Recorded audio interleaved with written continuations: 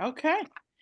Good evening, everyone. So I want to start out by thanking everyone for switching over that were potentially or still at the community center. We got notice late this mid-morning that DPR wasn't able to, I don't know what happened, but they mixed up the room reservation. We had reserved the room for tonight, but DPR told us that we didn't have the room for tonight. So we had to make a call mid-afternoon to switch the meeting to virtual, so we could let the community know as soon as possible. So I know MPD, you guys were over at the community center. So thank you for being on and being patient with us. And with that, we'll get started. So we'll start with commissioner introductions. I'll start with myself and then I'll call commissioners. My name is Lisa Gore, chair of ANC 34G. I'm also a commissioner for single member district 01, which is all of Hawthorne and portions of Barnaby Woods. Commissioner Gosselin? Yeah, good evening. I'm Peter Gosselin. I'm commissioner for District 6, which is largely the west side of Connecticut with the peninsula to the east. Welcome to tonight's meeting. Commissioner Ferguson? Hi, everyone. I'm Zach Ferguson. I'm the ANC's treasurer, and I'm also the commissioner for single member district 07. Welcome, everyone. And Commissioner Lynch? Hey, everybody. I'm Peter Lynch, and I'm the commissioner for SMD 05. Welcome to the meeting. And Commissioner Nash, I'm sorry, Sherman. Good evening, everybody. I'm Bruce Sherman, Commissioner for Single Member District 02 and the newly elected and newly coerced into serving Secretary for the Commission. We appreciate it. With the able assistance of Otter AI, by the way, which is running as we speak. There you go. Commissioner Zeldin. Michael Zeldin, 3G04, which is Lafayette and the immediate blocks around it. Okay. And when Commissioner Nash joins, he's walking back from the community center. We will have him introduce yourself or himself.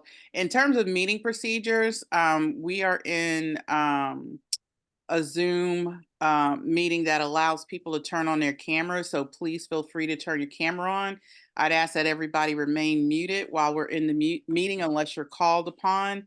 If you want to respond to a topic, please use the raise your hand feature. That's at the bottom middle of your screen under reactions. If you click the reaction button, there is a button that says raise your hand. And that way we'll recognize you. So the most important thing on Zoom meetings is try not to call out unless you've been recognized so that we don't disrupt the meeting procedures. And with that, commissioners, are there any changes to the agenda?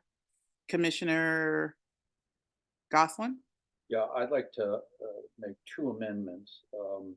The first is I'd like to make room, and Chair Gore, you can decide where in the agenda it is, to start a discussion among ourselves, potentially with the community, about the RFP for the community center library that was issued by DMPED last week.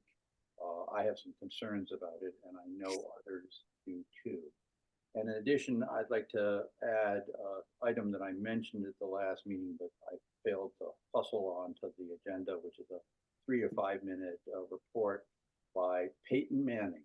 Yes, that is his name, Peyton Manning, about DC plug, a proposal by DMPED and by DDOT and PEPCO to underground more cables, particularly in my SMD and Peter Lynch.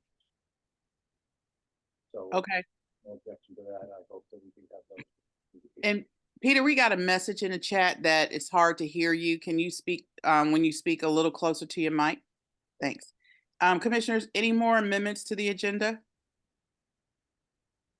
Okay. So, Commissioner Zeldin? Are we just agreeing to the proposed amendments? Because I sent a note to Peter that I don't think it's time to start the DMPED Civic Core discussion. I haven't studied it, and I don't think anyone in the community has been given full notice of it. So my proposal was to not even have this introductory conversation now until we're a little bit more learned in it. I mean, if Peter wants to give a monologue, that's one thing, but I'm just not prepared to have a discussion about it. Okay. So I would say that I'd rather be taken up at another meeting, or probably even more to the point of what the community will want, a special meeting devoted to it. Michael, let me just suggest that this is, I have no idea what we should do next, and I'm only learning about the specifics of the RFP right now. I just think we need to start the discussion.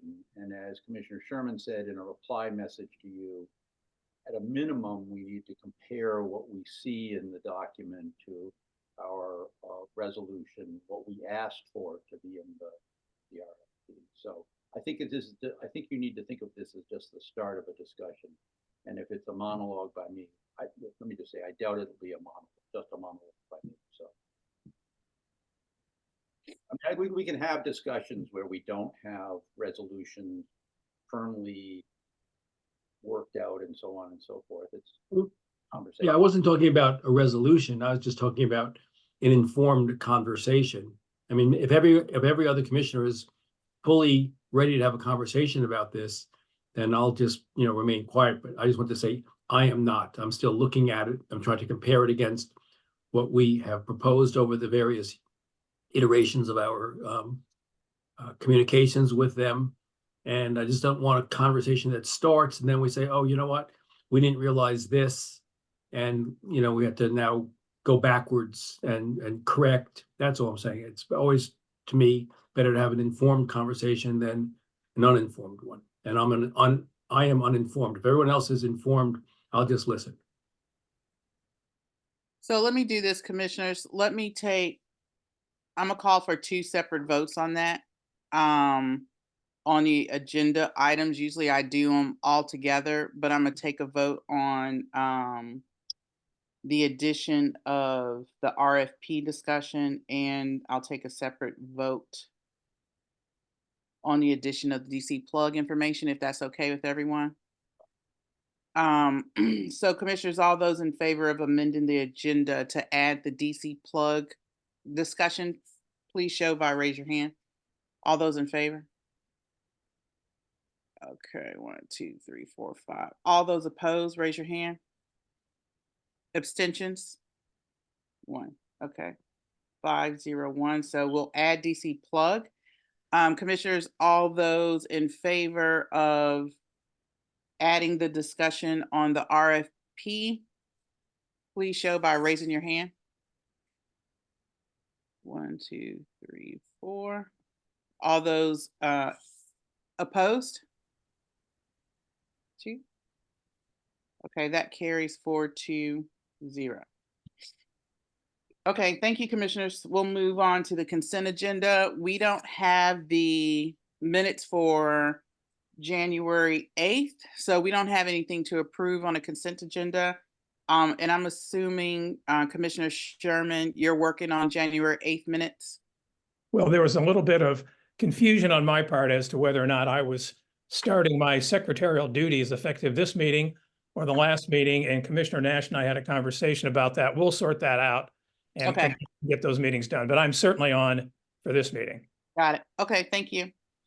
So we will start with the resident forum, this is a time for people in the community to discuss items that are not on the agenda. And this is the forum where I usually allow MPD when they attend to give us an update. I know we have the Lieutenant Olivier on the line and our new commander, Tatiana Savoy, on the line as well. So thank you both for coming, and we'll let you start out first on this section. Okay, hey, it's me again, Lieutenant Olivier. Happy New Year to everybody. This is my first meeting for the year. What I'm going to do is I'm going to give you the December stats. What, the 30 days comparison to the year before. So 23 compared to 22. Then I'm going to go into the year to date.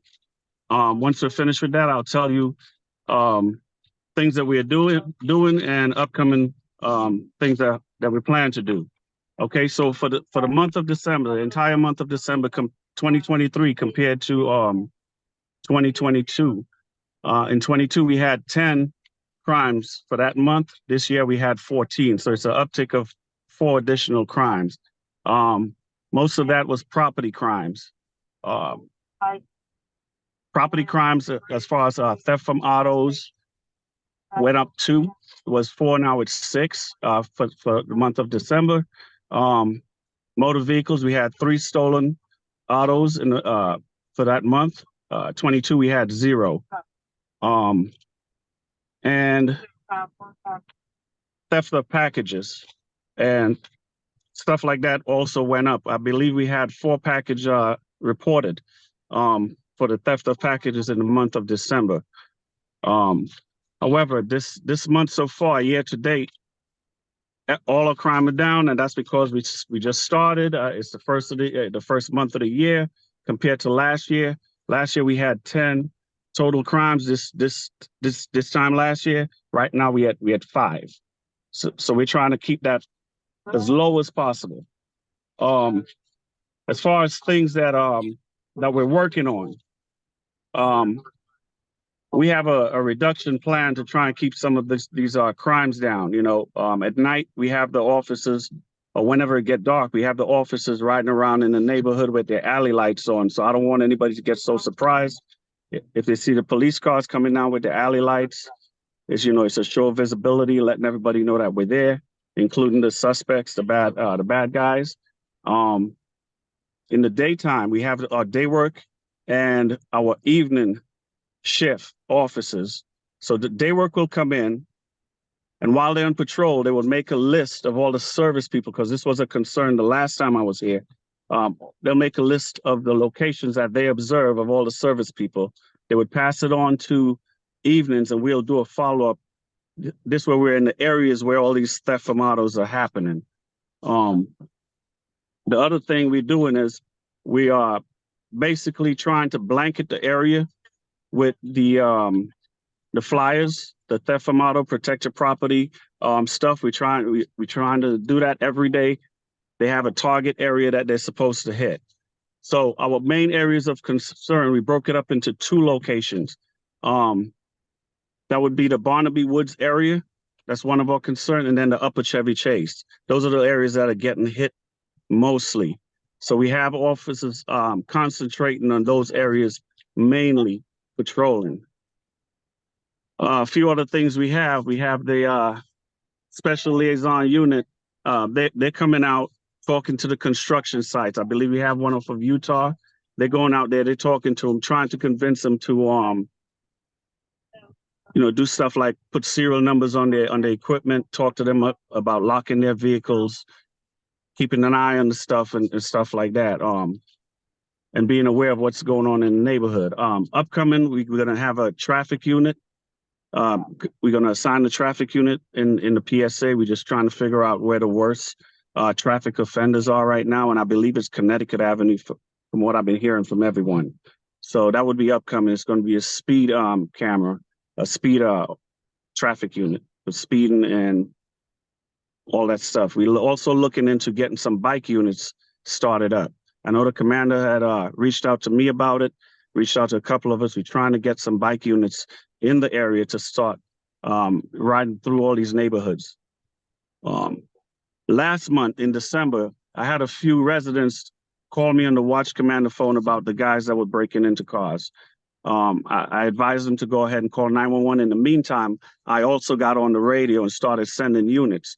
This is it's kind of bad because I even had to call for the air unit to come in and help us to see this, try and track this Black Infinity. Unfortunately, it's Black Infinities. They're riding around with stolen tags or tags that comes back to nothing. So it's kind of hard to pin them down and, start getting warrants and doing investigative jobs like that. As far as the retail theft, I have, we have the QR codes. We are using those, of course. The officers are going in there. They're doing the QR codes. We also have the CST unit right now. They're doing, they're setting up on all the CVS and stuff and trying to make arrests. We have made some gains in identifying some of the suspects, and we have warrants out right now. We have open cases right now working. At this point, do I have any questions from anyone? Anything they need me to elaborate on? Commissioner Zeldin, then Nash, and then Gosselin and Sherman. The one, thank you very much for that. It was very helpful and informative as always. The only thing I would suggest is that in looking at speeding cars, I think the fastest moving cars in our area are on Western Avenue. Western. Yeah, especially Spot on from Western? like Stuyvesant down to the Circle and then down to where Lisa lives, from the Circle down toward Oregon, but especially between Stuyvesant and the Circle there. They just are flying. Okay. I'll make note of it. Thank you very much. Commissioner Nash? Yeah, thank you, Lieutenant, for your report. I'm delighted that you're going to be doing some enforcement on the Connecticut Avenue Raceway, as I call it. I think there's a lot to be done there. I'm also delighted that you're going to be moving towards bike police, because I think that will help the police understand some of the safety concerns that cyclists have, as well as being able to, I hope, do something about it. And I have one question for you. What is an alley light? Oh, that's just the light, the emergency light bar on top of the vehicles. It's the white light. It helps us see, in the alleys when we're driving through a dark alley, the side to side of the car. That's all it is. Yep, I understand. Thank you. And we're not trying to shine it in anybody's home or anything. So that's not what we're trying to do. We're just trying to get all the dark areas and let people know that we out there. Yep. Be Including careful driving through those alleys because they haven't been plowed. Okay. I don't know who is next, Commissioner Sherman or Nash. I mean, Sherman or Gosselin. Go ahead. Yes, thanks, Lieutenant, for your report. I credit you with taking action on a number of issues that we've been talking about for some time, so we really appreciate it. I have residents of mine, constituents of mine on this call who live on Oregon Avenue, Nebraska Avenue, Utah Avenue, and I would say get in line for the claim as to which is the busiest, the road where we have the most speeders. There's speeding going on consistently throughout our single-member district, my single-member district, throughout our ANC. In fact, today I was in support of constituents of mine on Tennyson who were appealing to DDOT. We have a number of traffic safety requests in to DDOT for traffic calming and traffic control across the single-member district. This is a chronic problem. So when you have time, and I know you can only dedicate so many officers and so many cars to this task, taking a look at Oregon between military and all the way up to Portal, frankly, that whole stretch, certainly to Nebraska. And on Nebraska itself, going downhill from Utah all the way down to Oregon, and then on Utah, from Nebraska up to Rittenhouse and Tennyson. These are all areas where there's a lot of speeding going on. So I just want to mention that to you in service to my own constituents. But again, thank you. And a quick question: the document that you sent to us today, outlining the measures that you gave voice to just now, can I share that with constituents? Yes. Okay, thank you. I have a question for you. Is there any particular time of the day that the speeding, like it's a rush hour, it's in the morning? I mean, yeah. So let me also say this. Again, there are so many streets where there's speeding going on. It is a rush hour. It is a rush hour phenomenon. It is particularly a morning phenomenon. Let me be very pointed and specific. On a few streets, and these are all well documented in our traffic safety request to DDOT, on Tennyson, from Western all the way over to Oregon, on Rittenhouse, from Utah all the way over to Oregon, and on Northampton, from Utah to Oregon. There is a phenomenon that the St. John's College administrators know very well of their students commuting in. They tend to be, I hate to pin the blame on them, but there is this going on and it's recognized. There is that phenomenon of people traveling on these side streets where there are no speed bumps currently. We have no speed bumps from Utah all the way down to Nebraska and all the way down to Oregon on streets like Rittenhouse and Moreland. So there's a lot of speeding on those. So you and I can talk separately about it. We could pinpoint these, but those are some of the streets where speeding is chronic. Yes, if you don't mind, you could just email me with it. I have Sergeant Koenig here writing all this information down. I will. Okay, I will. appreciate it. Okay. And Lieutenant, in follow-up to your question, Western is most particularly dangerous in the evening, especially when it's after the sun sets. The cars just, because there's no stop signs. We petitioned, Lisa and I petitioned multiple times for stop signs without success. And so at night they have nothing that interferes with their going 50 miles an hour on Western.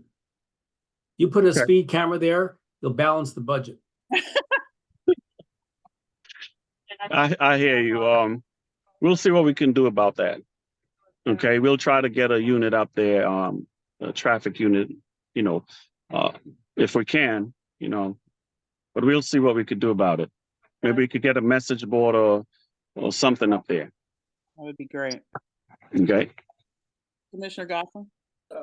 Lieutenant, particularly during the holiday season, I saw online on local social media, the listserv and elsewhere, loads parts of porch pirates, people stealing packages from houses.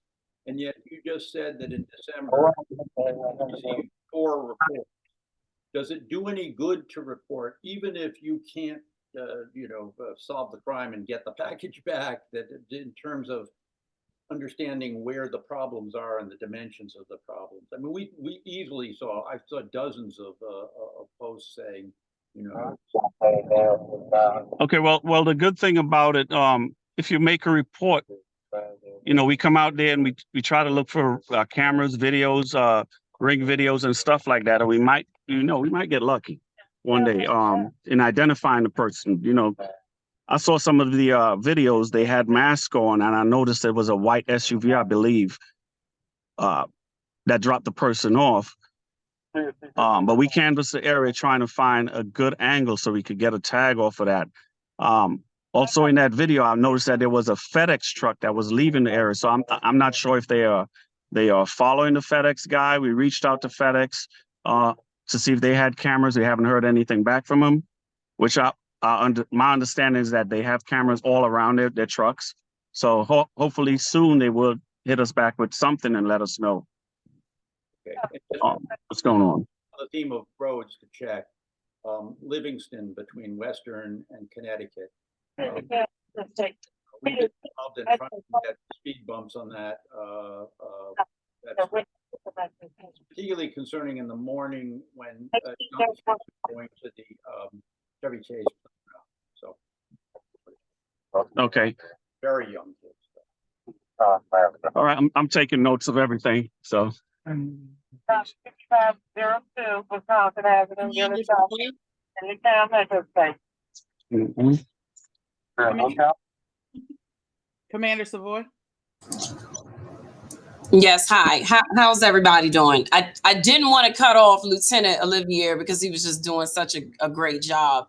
But it was a few things that he spoke about that I just kind of wanted to piggyback off of. First of all, hi, everyone. I'm Tatiana Savoy. I'm the new commander here of the 2nd District. I took this seat back in November, on November 17th, once Commander John Branch retired from the police department of 31 years. I don't want to go into my whole bio, but I do have over 21 years of experience. I've patrolled in the 7th District, the 1st District, the 4th District. I was part of the WAVE unit, Washington Area Vehicle Enforcement. And I was actually also an investigator for just a short period of time over at Youth Division. And I was actually here as a commander back in December of 2022 until they promoted me in July and sent me back to the 1st District as the inspector there. And so the 7 months that I was here, I actually worked down in the Sector 2, Sector 3 area, which is like 206 Georgetown, Foggy Bottom, the nightlife area, city center down in that area. So Sector 1, where you all are up north, I'm still getting familiar with it, and I do see there's a lot of traffic concerns up there. But it's a few things I just wanted to kind of reiterate on what Lieutenant O had just spoke about. So when it comes to these package thefts, I'm not sure if you all were aware, or if maybe Lieutenant O mentioned this at the last meeting, or maybe you all were on the CAC call. But one of the things that we wanted to bring here to the 2nd District was Amazon lockers. We stood up a pilot program over at the 6th District at their main station and their substation, and we found that to be effective. So Amazon came out, they did an assessment of the front of our station, right? There's a lot of room in the front of our station. Now, these lockers are designed to be accessible 24 hours, right? 24 hours. It gives all residents an opportunity to drive up into our parking lot free of charge, in a safe space where you can get out, go get your package from the locker free of charge. So we're hoping to kind of get that going very shortly here at the 2nd District. And I would really encourage residents to really take advantage of that. Again, at any time of the day, you can come get your locker. It's right here at the police station. And I'm excited to kind of see that stand up. Another thing Lieutenant O talked about was the bike unit. So, years ago when we had the staffing, we had one of those bike units here at the 2nd District. And unfortunately, when we had that shortage of staffing, our calls for service kept coming. So we kind of had to sustain, our call time, calls for service, and then more so putting the members back in patrol cars so we can answer these calls for service. One of the things that I would like to do is I would like to stand up a mountain bike. I feel like we miss a lot, or we've kind of stirred away from retail, front door retail establishments to the street. We need to get back in that space. And this was something that Commander Hall, who's the current commander over at the 1st District, this is something that him and I stood up over on the 8th Street Northeast side, where we stood a bike patrol up. And the few months that they were in existence, they made several arrests, whether it was drug, narcotics activity, whether it was thefts out of the CVS, whether it was package thefts that were occurring on the side street. So I just actually put that vacancy out. Hopefully our staffing will allow me to get that up and running. This is definitely something that I'm shooting for. Just understand that the 2nd District is very, very large, right? So everybody's going to want, if this is something that we can put into existence, this is something that everybody's going to want, but everybody's going to have to, get a share of it. So I'm excited to see what that's going to do for us in 2024. Another thing Lieutenant O mentioned was traffic enforcement. What we kind of notice is that during the daytime, we are seeing those theft from autos, those package thefts. So we try to kind of push our traffic enforcement up into the side street, up in the residential area, right? But kind of what we're seeing now is like that displacement, where we're kind of saying, hey, let's focus on residential. You're out there, you're visible. Not only are you addressing speed, but you are addressing those crimes, those misdemeanor crimes that we are seeing. So we push them out onto the side street, then what do you think what's going to happen? Then you have those major thoroughways that are not being addressed, right, to the speeding that you all just kind of talked about. So we're going to kind of take a look back at it and see what we can do in that space. And I hope that anybody got any questions for me? Because I didn't want to take the shine away from Lieutenant O. That was great. Okay. Any questions? I just want to say thank you both for coming. Yep, clap. Thank you, thank you, thank you. This is very helpful to the community and to the commissioners. We try to be very active in this space with our constituents to make sure they understand what's going on. And Lieutenant O, I would just add Oregon Avenue in terms of one of the streets that there is a lot of speeding. I would say the whole stretch to Oregon from Military to Western, complete, and it's not all the time, but you do have a lot of speeding cars. I've seen a lot of stuff going on there. And then just Military Road, and Commander, we talked about that a little bit at the meeting the other day.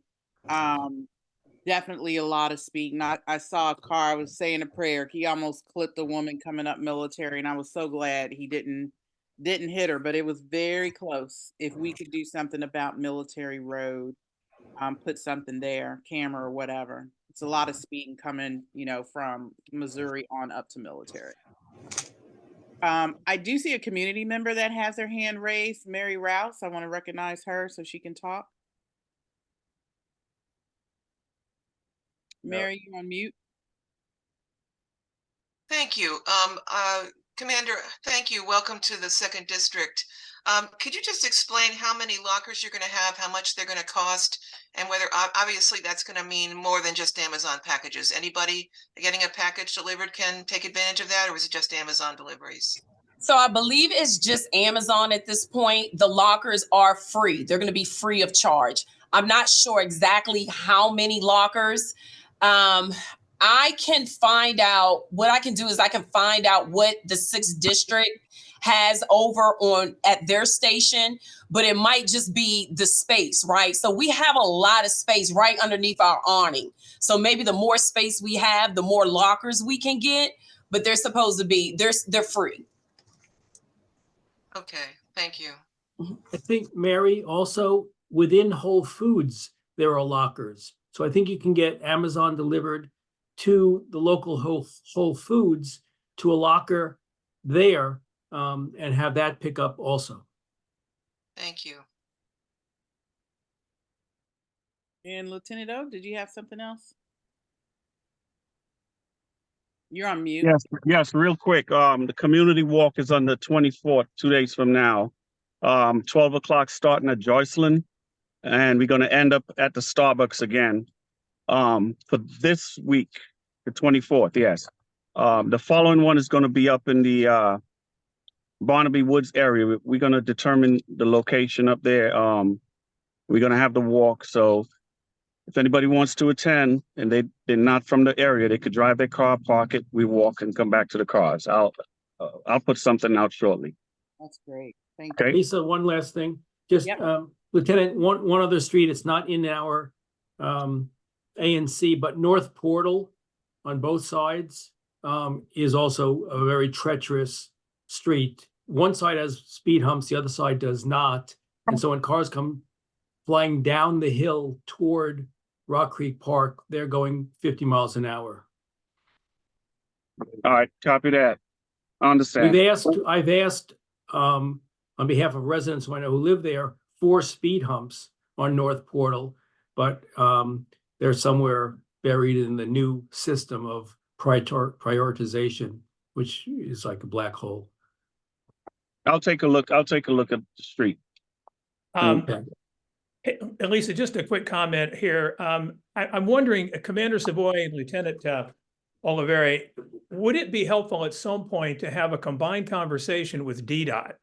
Because you're on the enforcement side, they're on the traffic control and calming side. We have, as Michael just alluded to, we have literally tens of traffic safety requests into DDOT. We had then Director Everett Lott with our council member Janice Lewis George in our ANC on July 21st last year. There were DDOT engineers who took copious notes and went away pledging to come back to us with findings and recommendations for traffic calming and control. That report came out on November 28th, and we got absolutely nothing, or very, very little, one little thing. We have gone back to them this morning. Again, I alluded to this, but I want to underscore it. Residents in my single member district on Tennyson, reported cars going down Tennyson, and this again is between Utah and Oregon on Tennyson, at excessive speeds with kids in the street. And so alarmed, they wrote immediately to Acting Director DDOT Kirschbaum about this, reiterating the concerns, reiterating their pleas for help. And I seconded that and spent a lot of time this morning working on that. So I'm simply saying that I think we also might want to take a comprehensive approach here. Traffic enforcement that you guys are doing now, and I salute you for stepping up and doing this. And then we just urgently need these traffic calming measures, and anything you can do to help us in those requests would be greatly appreciated, because we tend in our area to rank very low in this new prioritization matrix that DDOT put in place a year and a half ago. So just to underscore that, if that's possible. Thank you. Lisa, can I ask one last question? And then, sorry, I know we have to move on. But Commander and Lieutenant, are you meeting resistance from the U.S. Attorney's Office in terms of charging? Because one of the things that would occur when I was both a federal prosecutor and then also in the public defender group is charging decisions made all the difference. And on these thefts of packages and breaking into cars and the like, are you meeting resistance from the U.S. Attorney's Office for papering things? And if so, Lisa, we should really have the U.S. Attorney come speak to us, because if it's not, they can arrest all they want. That's but right. if the cases aren't papered, it has no value. Yep. I So I was wondering what your experience was with the U.S. Attorney. Are you getting your cases charged? Well, right now, we're actually getting kind of lucky getting the warrant signed. So that's a positive look at, these investigations we're doing. As far as the papering of the case, well, we get the warrant signed and they're going through the system. It's up to the judges and everyone else. Well, it's up to the U.S. Attorney. It's up to the U.S. Attorney to decide whether to charge. A judge can dismiss charges, but the U.S. Attorney is the first stop in the criminal justice system. So far with the warrants, we've been lucky. We have second dates. Some of these offenders have committed like 10, 20 retail thefts, and we have actually been lucky. We're having second and third hearings. All right, Lisa, we should have the U.S. Attorney here. Thank you. Mm-hmm. Thank you both. This was excellent. Thank you so much. We really appreciate it. We got a comment in the chat that we are so lucky to have excellent officers, and 100% agree. This discussion goes a long way. So thank you both. I really appreciate it. Looking forward to working with y'all some more. Any more comments from the community in terms of things that aren't on the agenda? I know we went a little long, but this was a great conversation. Mary Rouse? Your hand is raised. Did you have something else? Yes, I do. Go on. Can you hear me now? Thank you. Okay. Mm-hmm. I wanted to call attention to a meeting that I just posted on the listserv tonight. The proposed Chevy Chase DC Historic District is going to be the subject of a Zoom meeting next Tuesday night, January 30th from 7 to 8:15 p.m. It's a meeting sponsored by the Chevy Chase DC Conservancy, the organization that submitted the nomination to the city in October. It was accepted in November and given a case number. And so I wanted to call attention to that meeting. It's going to be our third Zoom meeting on the subject. And then I also wanted to say that since the last meeting, Kathy Ledane and I met with Peter Lynch and Peter Goslin about scheduling the historic district discussion with the ANC. And I heard back from Peter Goslin on Sunday, yesterday, that February 12th, the meeting of February 12th, is when the ANC will begin discussing the issue. So I appreciate that and wanted to call everybody's attention to that meeting. And I gather both proponents and opponents of the issue will be there. I note that in a couple of meetings prior to this, in two separate occasions, some opponents of the historic district have stood up at this time in the ANC's meeting and have voiced their concern about the historic district. I just wanted to quickly say that in these meetings that will be coming up, we'll be discussing the the way things are done in the city now, and permits are usually applied for online. 95 to 98% of them are granted within the first week or a few days. The small 2% or 5% at most cases that go before the board are usually complicated, complex, controversial, demolition, new construction, new buildings kinds of cases. So that anybody who's planning to do something to their house should not worry about a historic district, because the goal of the city is to help people realize their projects. So anyone concerned about the impact of an historic district should really ask questions, come prepared with questions, and ask if they're concerned. I know some people are wanting to do ADUs, and a historic district does not stop ADUs. As everybody probably knows, ADUs are much easier to do now than they used to be. And most of the garages in the historic district are not contributing. So that means that they can be altered. They're still within the historic district, the proposed historic district, but they can be altered. And the city is interested in working with people, and especially when something is not so visible from the front, they're eager to help people realize what they want. So I hope that people can appreciate that an historic district couldn't be as successful as it is in the city. 37 other communities already have them. We would be hearing complaints night and day. And I think the complaints that people may have heard are from the 5% or the 2% cases that make it to the board, or even beyond sometimes to the mayor's agent. So I just wanted to offer that reassurance to people. And another point, that if anybody wants to change their windows, of course, the Historic Preservation Office would like people to keep original windows and help. They want to help people, make them so that they're tight, but most of the air loss and heat loss is not really through windows. So, but there are some publications about windows and doors and other things that will be shared for people. So we want everyone to be informed and to come into this with their eyes wide open. And if you have questions, please, submit them to me in advance, or come to the meeting with those questions, because we want to be helpful to people. We want to reassure people that this is going to be a good thing for us. And the final point I would like to make, and this is really a point for everybody in the community, I would love to see a support from the ANC for the historic district, because it's in the ANC's best interest to have a seat at the table when new construction is proposed for our avenue or anywhere in our community. But principally along the avenue, the city, as you may have noticed, is looking more toward matter of right construction. And if anyone already knows this, matter of right construction doesn't allow any input from anybody, not the ANC, not community residents. And if we had a historic district, if we have an historic district, we will have a seat at the table. So I just want everyone to know that matter of right construction does not eliminate a voice and a seat at the table if you have an historic district. And that's in everyone's best interest in this community. So thank you for letting me speak. You're welcome. Okay. Anyone else before we move to our next agenda item?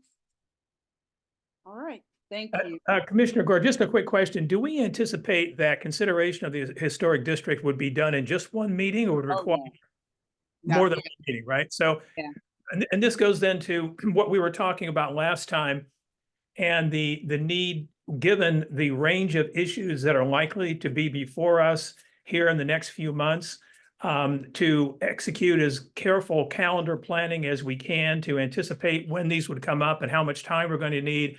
And if in fact we would need, as Michael was alluding to just a bit ago, time for special meetings on any particular issue, maybe even on this one. So just to flag that again. Yep. I'm hoping to set a admin meeting date in the admin section. Okay. First up is Commissioner Lynch with BZA exemption for 3702 Livingston. Yeah, thank you very much. And Marty Sullivan is going to present on this one. Okay, let me promote Marty to co-host. Thank you, commissioners. Can I share my screen? Yeah. Thank you. So this is a special exception application. The specific relief requested is for a rather new area of relief. It's for having an accessory building within a required rear yard. And so it's an accessory building requirement that says you can have an accessory building in a rear yard, provided it's not in a required rear yard, which in this case is the first 25 feet behind the house. In this case, we're doing an addition to the house. The accessory building already exists, and we're getting closer to the accessory building, and so we're seen as extending an existing nonconformity because we will be even less far away from the accessory building than we were. But it's just a one-story screened porch. Here is the plat. I want to show you a photo of this quick. So this is the rear of the house, and I'm sorry, I should mention this is for Ed and Sarah Spector, and they're here on the line if you have any questions with them. And also the architect Tom Gilday is with us as well if you have any questions for the architect. But I thought you'd just want me to go through it quickly, and if you have questions, you can ask them. So, and here's another view of the back. So the screened porch is going in this area here where there's a deck right now. And that's the plat showing where the porch is. And then these are the plans. Site plan. I'll scroll down here. And here's an elevation. Sorry, the scrolling's a little funny. There's the elevation, side elevation, and rear elevation below that.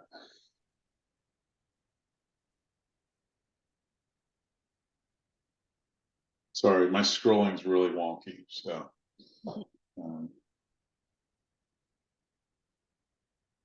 Here we go.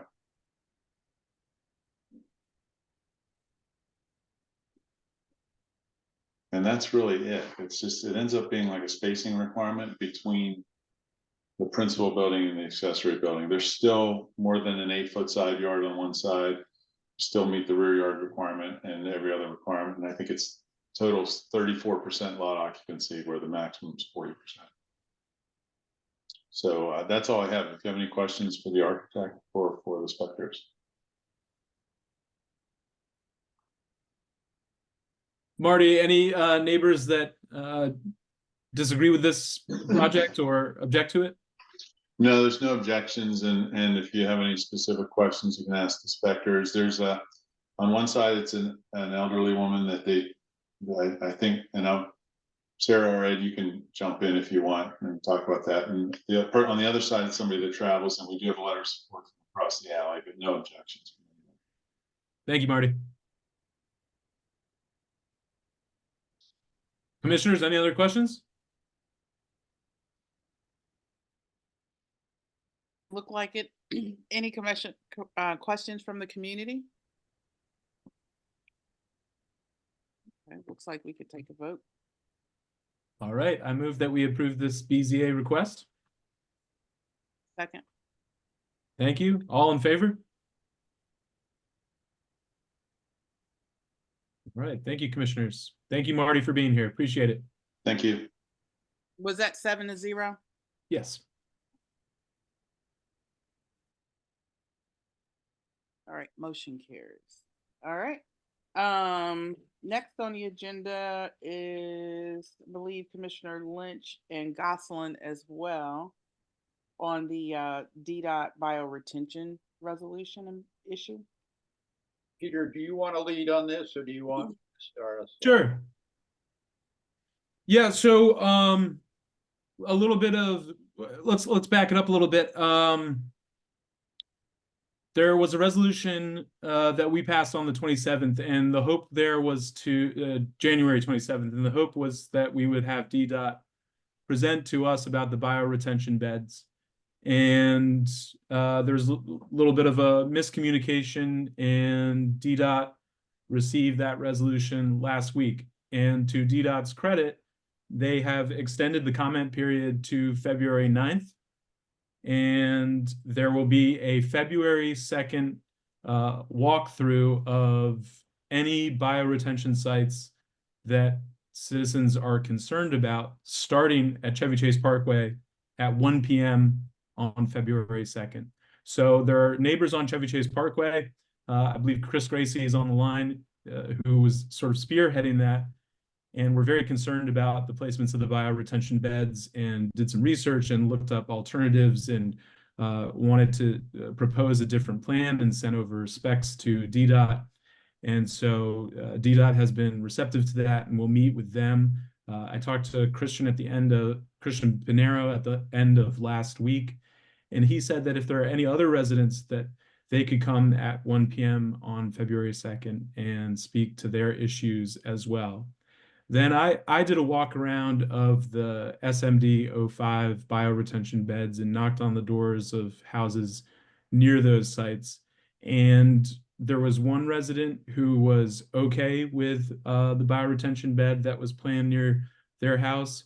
But for the most part, just about everybody else was opposed or did not know about the plans. And I don't think that's anybody's fault. We're just living in a busy time where people can very easily miss things that go on at the ANC or DDOT.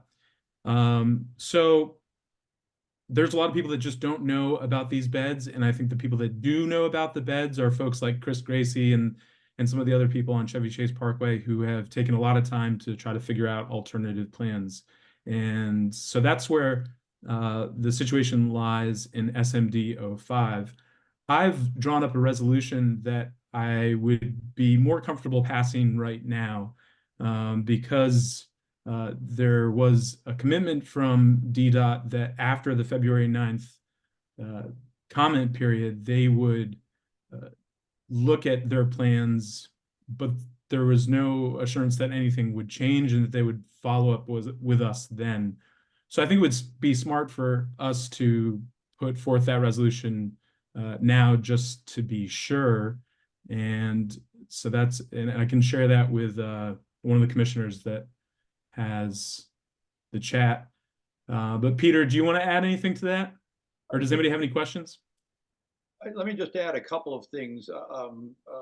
The timetable was a little confusing. We passed the resolution on November 27th, but we did not get it to DDOT in a timely fashion. I share Peter's concern that DDOT, which is sometimes on some issues very willing to listen to residents, has seemed pretty firm that they want their beds and they want them where they've already parked them or they've proposed them. And so I am concerned that that after February 2nd and after February 9th, we're going to be right where we are today. But I don't see how. I think we'd be better off waiting on this resolution and trying to frame it around what residents said and also what DDOT comes back with. I know that I strongly suspect that in addition to the 5700 block Chevy Chase group, the 5400 block Chevy Chase group will be out at the February 2nd meeting, and also the 5300 block of 28th Street group will be out there too. We'll see how that goes. Thank you. Bruce? Yeah, so of the total number of proposed beds, meaning additional beds in the neighborhood by DDOT, do we have a number of how many those are? And do we have then a number of how many we have a concern about based on resident objections? Yes, we have about, under the original proposal, there are about 60 beds in our ANC. And so we have major concern about 3.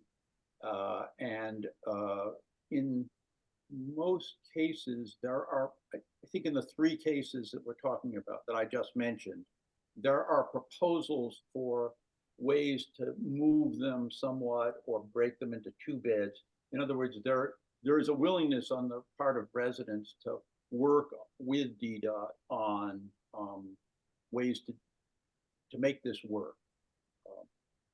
You have pointed out that there's a separate issue besides size of beds and location of beds with maintenance of beds. And as you have pointed out many times, that doesn't fall to DDOT, that falls to DOEE. And you've been, and Commissioner Zeldin have been active on that matter. And I think this discussion is about placement and size. Right. So just Just to be clear, so you mentioned 60, Peter, that's 60 additional beds that are proposed in by DDOT now, not counting the ones we obviously already have installed all over the Yeah. ANC. Okay. I mean, Do we know? that's from their website. I mean, that's just from the proposals that that we saw, first saw September 7th of last year. Okay. Bruce, the placements are linked in my resolution. There's a spreadsheet that DDOT put together, and they're there. Yeah, so I've seen that. I just wanted to get, for the benefit of the public too, the number out, so people understood that, and also understand that again, there are a lot of these already all over the ANC, which has given rise to the maintenance issue, which you've just alluded to, Peter Goslin. I would indicate that in our single member district here, O2, there are 26 beds that are already installed. DDOT has proposed 2 additional ones, one on Nebraska, one on Utah. We did litigate that issue with the community last fall. There didn't seem to be any objections here on that. I am sympathetic to neighbors' concerns elsewhere, 28th Street, Chevy Chase Parkway, about placement of beds in front of their homes where there are going to be serious hardships that would be imposed upon them by those beds. So I am sympathetic to that. And at the same time, recognize that we've had this ongoing maintenance issue, and we I believe, have gotten sort of a handle on that at this point with DOE and the contractors. So it's a complex problem. I think it would be good at the end of the day, and I'll take it upon myself to do this, to put the total numbers in place, total number of beds, total proposed, so that we have those figures and we're clear about the totality of the question of the issue of bioretention beds in our ANC. Bruce, one thing, I don't know that we have the assurance that these beds are going to be taken care of. There's another ANC, I think it's 3D, the Spring Valley group, and they're not sure that DOEE is prepared to maintain all these beds. And as they explained to me, that for the beds to work, they need to be consistently watered. And as we've mentioned with all the commissioners before, it seems like DOEE is contracting the care of the beds to Rock Creek Conservancy and the Anacostia watershed, which I could be wrong, but my understanding is that those groups are basically volunteer nonprofits. So I'm a little bit skeptical about the ability to maintain the beds, but as Peter also said, that's a bit of a separate issue. Well, I would just say that their skepticism is warranted. The maintenance issues are real. They've been around for a while. I heard a lot about bioretention beds in the very first months of taking on this job last year. But as Lisa knows, there, in addition to our neighbor volunteers, DOEE has been very forthright. Jim Woodruff, who heads the maintenance program, in fact, one of my neighbors, John Burwell, who is a certified by the National Park Service weed warrior, and I are talking with Woodruff on Thursday of this week about maintenance of the beds in the area here as we lean into spring. I can't say with absolute certainty, Peter, that DOE is going to maintain every single bed, but they have definitely shown a sense of urgency around the ones that are installed, and they've stepped up when we've asked them to. And we do have a model program going with them, which I think we want to give some room to see how that works. But again, it's a separate issue from installing new ones. Chair Gore? Yep, I just wanted to make sure, and I see Carol has her hand raised on 28th Street. Did we get the photo information that DDOT was requesting of the new plan that the neighbors had come up with? I think they were waiting on that. Well, I sent that some time ago, Lisa. Again, Okay, great. Christian has it. So I think you can rest assured that's been put to bed. Okay, thank you. Yeah. And Commissioner Lynch, I know Commissioner Goslin would like to put the vote off for the resolution. I just want to get your sense on that and what your thoughts are. Yeah, for sure. And I'm happy to hear more on this, and I have an open mind about it. I just think we're going to be in a time crunch because the comment period will end February 9th, And then our next meeting is February 13th, is that right? 13th. And at that point, you know, DDOT has said that they would let us know what they think after receiving comments, what they would do, but that doesn't necessarily mean that they would respond to a resolution on the 13th or after the 13th. So I would like to be more safe than sorry here. And on top of that, this doesn't negate any of the project. In fact, people like Chris Gracie and other neighbors, I think, are receptive Yes. to the beds. They just want to make sure that they're done in the right way. And there's a handful of houses where all the parking in front of houses are gone, or there's alternatives that could be explored. And so I hope this resolution sort of reaffirms that. And before you move to community, just one question for Commissioner Gosselin, since you brought that up. Commissioner Gosselin, what do you say in terms of, I'm a little concerned about that too now. The comment period ends on the 9th and our next meeting is the 13th. How would you rectify that? Just to be clear, I think our next meeting is the 12th.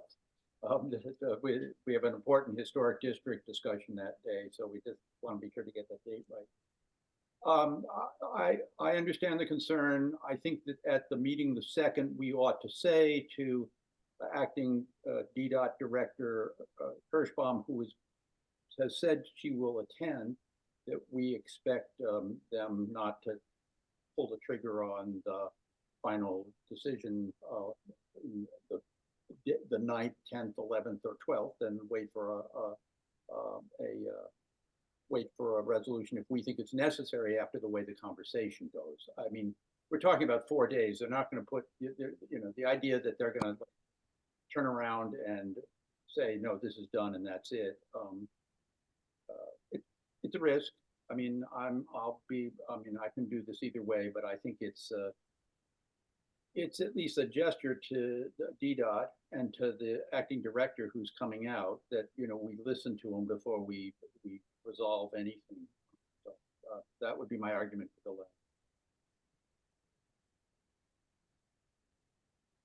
Commissioner Lynch, you want to move to community?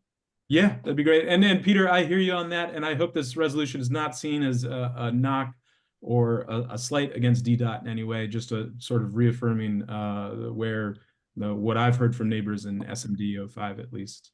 Yep. I'll just go by the hands that I see. Tamron?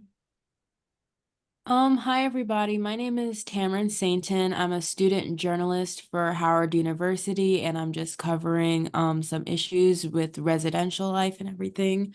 So I just had a couple of questions. First of all, I noticed you said that there was only one resident who was actually okay with the bioretention beds, and everybody else either didn't know about it or was hesitant about it. So for those who were unaware of DDOT's plans for bioretention beds, is there any way that the commission plans to diffuse this information to community members to keep them better informed? Great question. So I think one of the challenges we come across in the ANC is that we have listserv posts, we have Nextdoor posts, we have Facebook, we have our own individual emails, and people are, you know, just busy and concerned with their own lives, and oftentimes don't check all of those things or any of those things, and it can very easily bypass people's attention, even if it's an important issue. And so there were a significant amount of people that just didn't know this project was going on. There were a lot of people that did know it was going on. And what I found was that the people that did know it was going on had some serious questions about the placement of the beds. And thank you very much for being here. This is really cool having a Howard journalist here. So good stuff, and thanks for being here. Yeah, I had one other question. So I'm not sure if this is in you guys' realm of knowledge or anything, but do you know anything about how placement is decided for where these beds are going to be? Like, is it random? Is it like, oh, this is the best place? Is it like, oh, we want to put it like, how do they decide? From what I know, there's studies on where rainwater goes and where it collects on the street. and projections of where I think they DDOT tries to get places that they think will have the least amount of parking, but sometimes that's not always the most accurate assessment. And I think these spots are picked so that the water runoff is best collected. Any other commissioners have any more? Yeah, it's driven by DOEE and the River Smart Protection Program. There's nothing random about it. It's undertaken for environmental conservation purposes. It could have, as we've seen in some of these bioretentions, collateral consequences about parking and that has to be addressed. But that's the overarching formula for the determination of location. Yeah, DDOT and DOE have a very refined set of criteria, which I'm sure they'd share about it, where they put these. Tamron, I just shared with Chair Gore what's called the Broad Branch Spring Valley DDOT project website, which will surely have more and better explanations than we have. All right. Thank you so much for your answers. Of course. Carol? Yes, good evening, commissioners. I hope you can hear me. Thank you for taking up this subject this evening. Regarding the maintenance issue on these biopits, I just wanted to point out this very important thing, that maintenance is much more than an aesthetic issue. These pits are very finicky. They require very specialized technical care that volunteers are not able to undertake.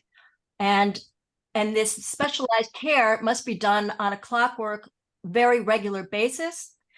And when these pits are not maintained properly and regularly, they clog. And when they clog, they don't perform as intended. So I just wanted to point out that the maintenance issue is much more than an aesthetic issue. It is an issue regarding making sure that these pits perform as intended. If they're clogged, they don't work. And if they clog, they also develop other problems such as collecting water and flooding. And when you have collecting water, then you have a worse mosquito problem and so on. So please just keep that in mind when you're discussing the maintenance of the pits. Volunteers cannot handle the technical requirements of these pits. That's all I wanted to say. Thank you so much. Thank you, Carol. And I've heard much the same, but thanks for reiterating that. Andy? Hi, everybody. First, thank you to taking this issue up. This doesn't directly affect me in front of my house, but it does affect my neighbors. There's just a couple of quick points I want to make. One, just now it was mentioned about parking, but it's not an issue. Parking is the smallest issue. The bigger issue is access. We were talking before, if a FedEx truck comes up, it's not a matter that they can't just stop. They can't even pull up in front of the house, or maintenance, or even tree. If you need work on your trees, the tree truck can't come close to your house. So it's almost like a fortress blockage of your house. So I just want to make clear, it's not just, we lose some parking. But more importantly, one of the things that's concerned me, and I've mentioned it to several of you, is that at their hearing back, I forget when now, I've lost track, I mentioned that when there was these big rainstorms like a couple of weeks ago, I can see torrents of water coming down the street from people's houses, like my house, because our houses, back when they were designed 80 years ago, were designed to channel their roof water. And if you do the math, the square footage of the roofs of our houses are not that much different from the square footage of the street itself and the sidewalk. So when I mentioned that, it was dismissed out of hand as being the responsibility of a different agency. And that, as a person who's worked in both federal and state government levels, is very troublesome that DDOT has kind of focused in on. It's like the old adage, give a plumber a job and they're going to do it with plumbing, give a carpenter, they can do it with a hammer type of thing.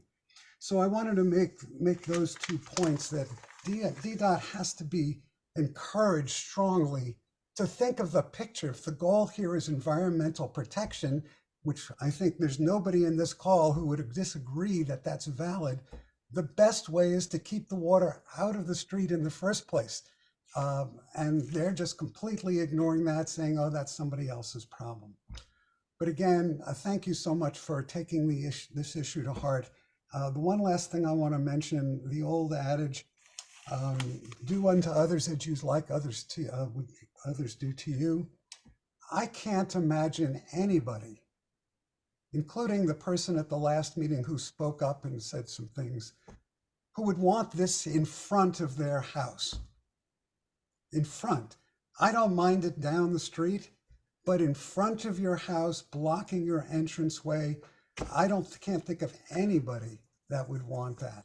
And I think I mentioned real estate agents I've talked to have said the value of these houses is going to go down dramatically. Oh, I'm sorry, one last point. I'm not very organized in this stuff. When you look at the DDOT plan on their website, they mention 4 or 5 potential remedies. But if you look at the plan they've laid out, it's almost entirely these biopits. They've dismissed pavement that is, I forget the term for it, that can take water. They've dismissed the permeable pavement. They've dismissed permeable sidewalks. They've dismissed the permeable alleyway. They've just dismissed those. And I believe they've done it because of cost. They've said, oh, well, those are less effective and they're more expensive to maintain. My problem is nobody is weighing into their equation the cost to the homeowners that these pits will cause. So again, thank you very much, and I'll turn my microphone off. Thank you, Andy. You raised some really good points. We appreciate you coming on. Thank you. Chris?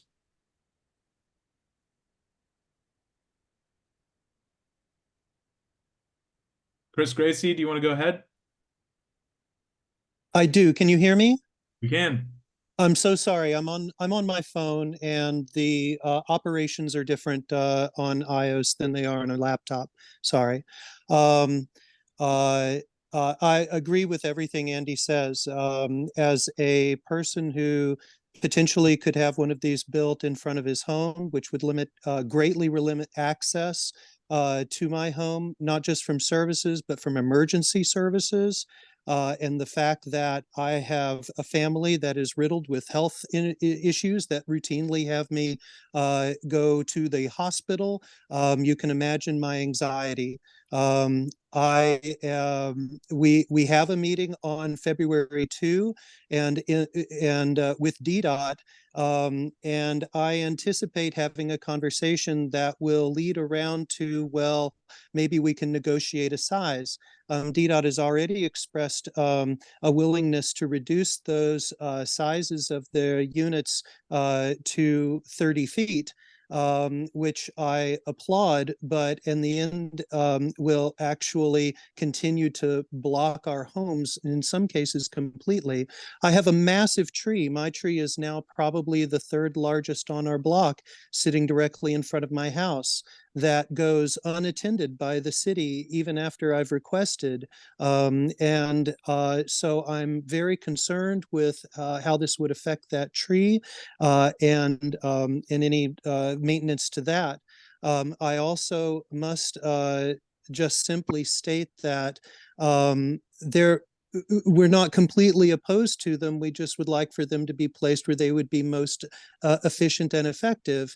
And if DDOT chooses not to put them where they are most efficient and effective, then they are reducing their own value of what these might be able to do, especially in cases of parking where we know that DDOT themselves is not going to consider parking spaces in their decision to place these.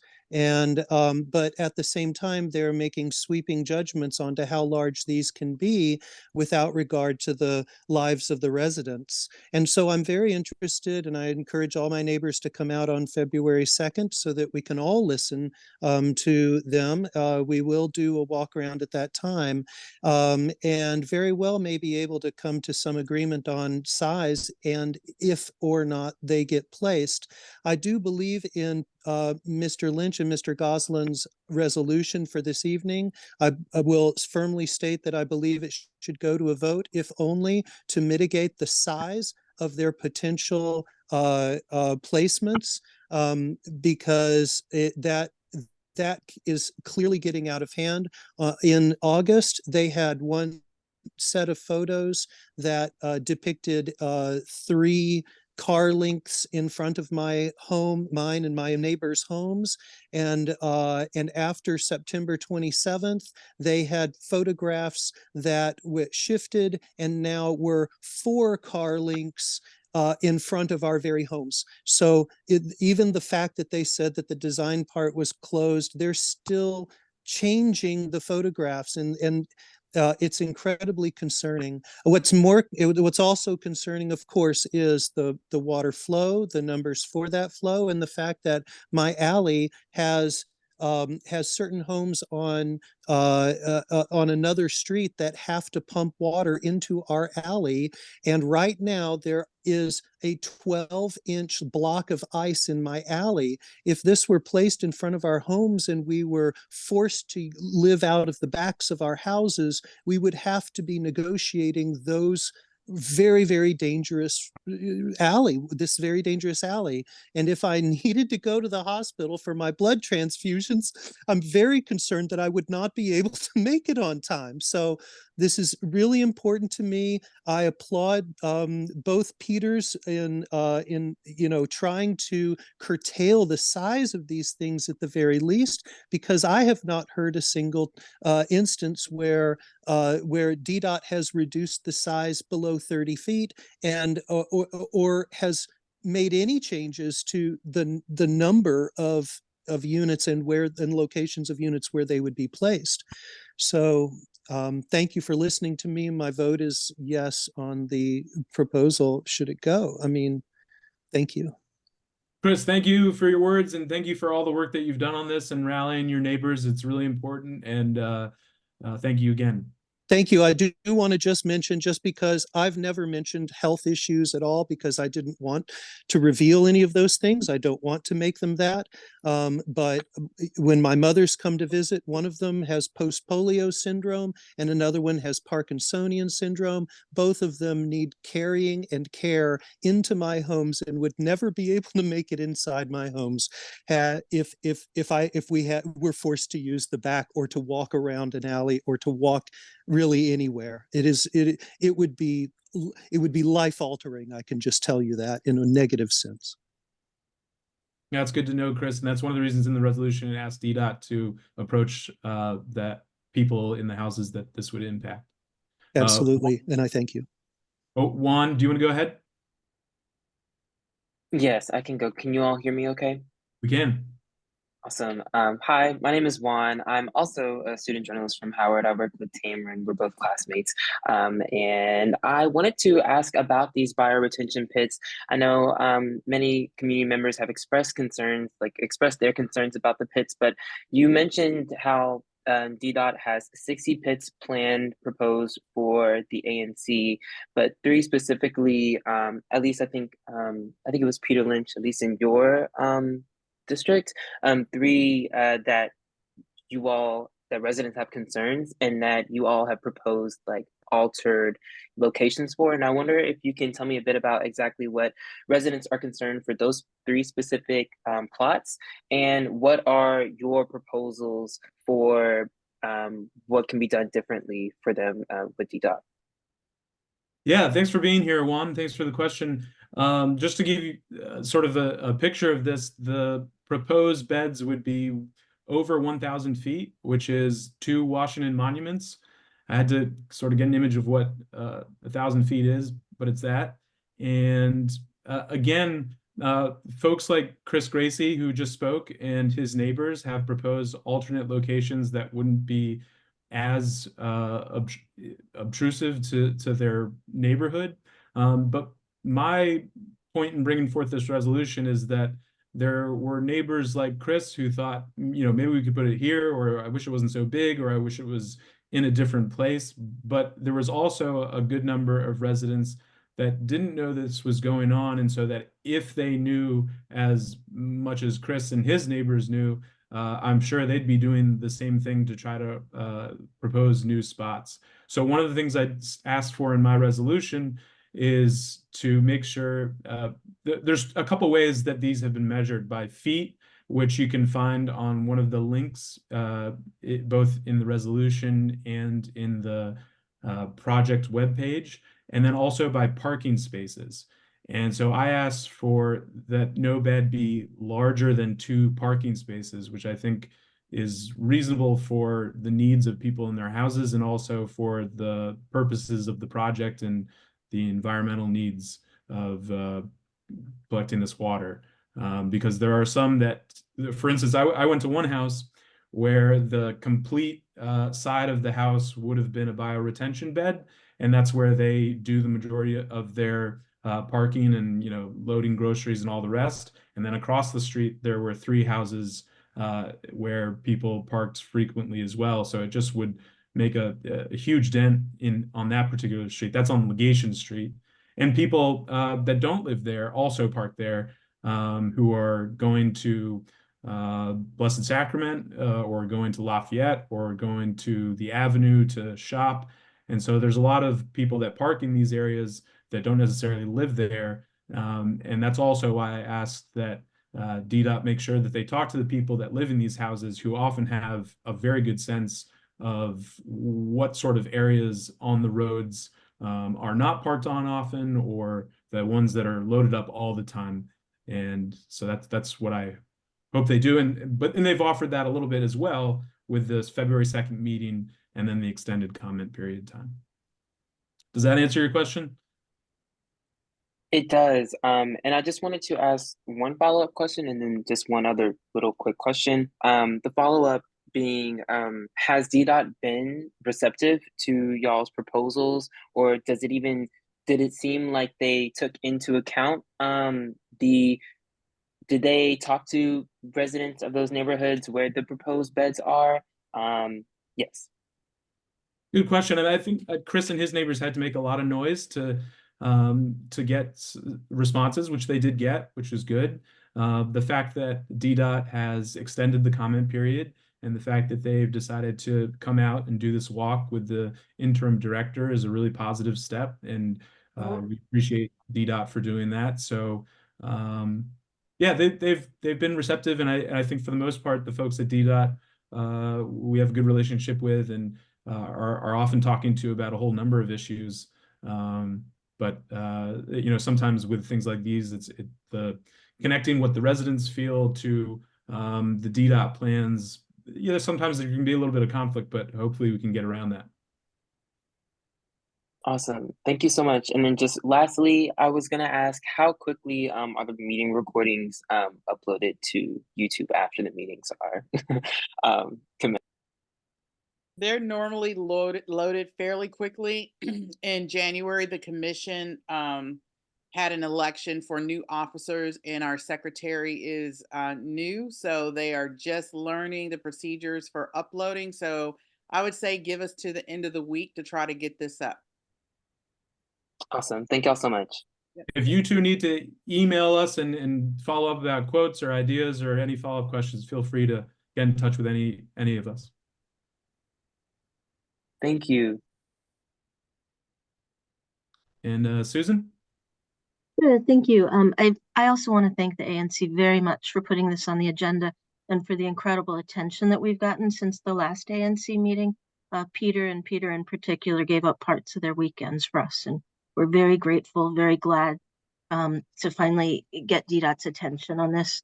I did want to add one point on what Chris was saying, and that's the issue of for those of us where our parking will be taken away, DDOT is telling us it's because we can use the alleys. And Peter, you know that we said that our alley always freezes, but I am a big walker, and I've been looking at the alleys in this whole member district the last week. And I'm kind of shocked at just how frozen all the alleys are. And I thought that my alley was particularly bad because, as Chris said, it's very long, 3 blocks long, it's on a hill, and there's some houses that pump water into it. And so he's right, you know, for the whole 3 blocks of it, it's a foot deep in ice. But so many of the alleys are. I mean, I was looking at the alleys leading onto other parts of Nevada, the alleys on Patterson, the alleys off of Broad Branch going down to Nevada. They're all frozen solid. And they've been frozen ever since the first storm a week ago. So I just want to point out that, you know, pushing us to go in our alleys when our alleys are inaccessible for winters like this for weeks at a time is really just not okay. I mean, we haven't had our recycling picked up in 2 weeks, and I'm not mad about it because I don't want the recycling crews to get hurt trying to drive down these frozen alleys. So if you could include that in the resolution, the issue that the alleys are not maintained by the city, and deliberately so, there's no budget, and the alleys are cement, so I guess they can't use the ice removals or the plows on our alleys because they're cement. So pointing us to our alleys as an alternative isn't going to work on winters like this. Thank you, Susan. Thank We hear you. Chair Gore? Yeah, can I just add something, Peter, for consideration? So our meeting walkthrough is on the 2nd. I do think this is a really, really important resolution. We've heard a lot of concerns. A lot of us have been to the sites. I'm more familiar with 28th Street. There's a lot of concerns that the residents have mentioned. And I believe it was Chris that talked about the medical issues. It reminded me of some of the incidents that we had on Chestnut Street with the sidewalks and removing, access to houses with people that have, medical issues in our seniors. And I do have a lot of concern. You guys know I don't like missing resolution dates. I don't like missing those dates when meetings are due, or like this comment period is due on the 9th. That just gives me pause. But if we do the walkthrough, so I guess my area of compromise, if we do the walkthrough on the 2nd, comments close on the 9th, which is 7 days afterwards, is the commission amenable to a special meeting where we just discuss the resolution after we do the walkthrough and get it in on time, the 9th, or we could even do it before the 9th. We just need 7 days to notice the meeting. So even if we noticed it on the 2nd, which we can do beforehand, before the 2nd, we have 7 days, enough time to have a special meeting and discuss the resolution to include not only what you have in here, but potential aspects of the discussion that take place on the 2nd. Would the commission be amenable to that? I certainly am. My only caveat would be that we keep the meeting to just that issue and try to keep it to, let's say, an hour. Yeah, no, for sure. I mean, it would be just for this issue. And yeah, I just think we need to do the resolution very thoroughly and to take everything into consideration, including what takes place on the 2nd. And that could be good, or it could not be good. And if it's not to our satisfaction and they're not willing to consider, we need to have that information in the resolution. And I really think for this issue, for us to get that great way in that comment period, we really need a resolution. We don't need to transmit a letter on this. We need to transmit a resolution. Peter Lynch, what do you think of that? I don't know. I'm sort of, thanks for the suggestion, Chair Gore. I'm thinking it through right now. I'm also looking at the calendar. So if the walkthrough is Friday the 2nd, and then 1, 2, 3, 4, 5, 6, 7 days later is the 9th, which is the end of the comment period. When would you want to have the special meeting? But we can. We can have the notice of meeting any day that week. We only need, so we can notice, we only need 7 days. If we notice the meeting tomorrow, we could have, you know, technically as early as the 30th as a meeting. So as long as we give the community the 7-day notice period, we're good. So we could actually have it, you know, I would say anytime the week of February 5th and satisfy the 7-day requirement and get it into DDOT by the 9th. In other words, Peter, we can notice a meeting in advance of February 2nd. We can notice it such that we could do it the 3rd. We could do it the no, the 3rd is a weekend, but we could do, we could easily notice in advance. So it would just be up to the commissioner. A lot of times when we have our special meetings, we try to keep Monday just because the community is used to us meeting on Mondays. If the commission agrees, that would be February 5th. We could say 7 o'clock and we can notice it tomorrow. And we would be in time to have, you know, the resolution done, have the meeting and get it transmitted by the 9th. But we could pick any day during that week that the commission would want to meet. And I make one other suggestion, that given that we have a lot of big meetings coming up and we need an admin meeting, if we do this, can we make this virtual only? Sure. Saves me trying to set up, or one of us trying to set up all that technology at the communities. Chair Gorey and Commissioner Goslin, are you thinking of adding to the current resolution to enhance it and add more to it? Or do you see, because if there's a potential that we do the walkthrough on Friday and then we don't get a resolution out before the comment period, I don't think I'd be doing my SMD any service. No. It would be to enhance the resolution that we have. I am not prepared to vote on it tonight. That's just me. Especially knowing that we have an opportunity to have a special meeting and enhance the resolution and get it to DDOT timely. So I think the best option to serve the constituency and make sure that the resolution is thoroughly conveyed as possible is to do that special meeting. And we can use the resolution that you already have as a basis and add to that based on the outcome of February 2nd. Do other commissioners have thoughts on this? Yeah, I do. I've spent a little time working on this for 28th Street. And I think it's a smart idea to try to do a resolution after you do the walk around. That's number one. Number two, Peter, I have a few concerns about your resolution.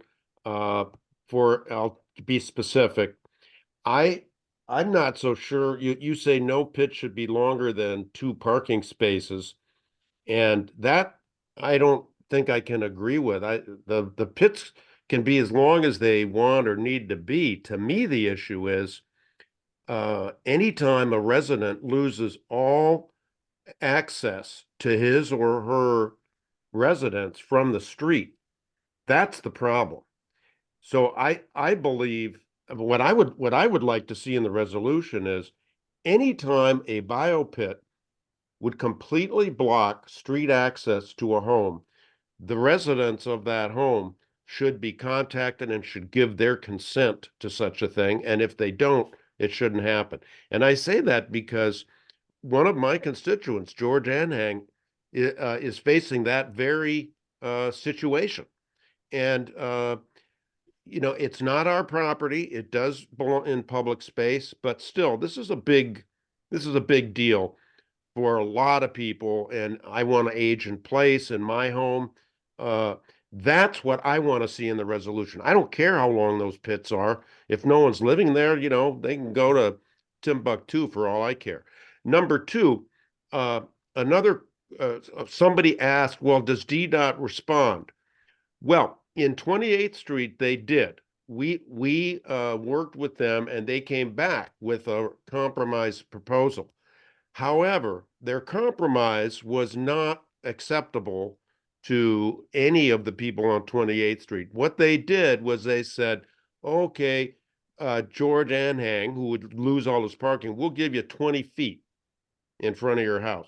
Well, 20 feet is about precisely the length of his car. So he couldn't really park there. So I would want to see a resolution that would allow for, say, a minimum of 25 or 30 feet in front of your house. A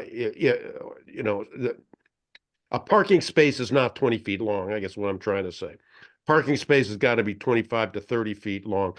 And no, I don't believe any resident should be faced with losing all of that. That is, to me, really the crux of the matter.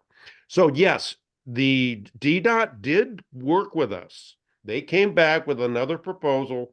It was not acceptable. We came back with another idea that is a specific compromise. It was put in a resolution and it was sent to them, and we haven't heard anything back from them on that. But we're hoping that George is going to be able to park there. And we basically cut the thing down maybe 50%. And that was our compromise. The residents on 28th Street didn't want any pits at all. They have their own special needs and problems there, but we worked together on this to try to work out a compromise, because the people on 28th Street also understand how important it is to improve water quality, and these pits are, I mean, it's a noble cause.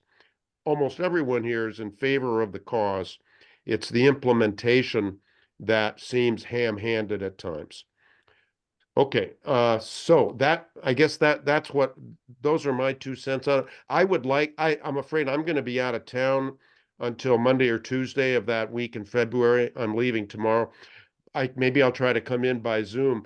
That would be my friendly amendment to your resolution, what I just told you. And I would agree with Commissioners Gore and Gosselin. It would be better to do this before comment closes, after the walk around. Thank you, Commissioner Nash. How about Commissioner Ferguson and then Robin? Thank you.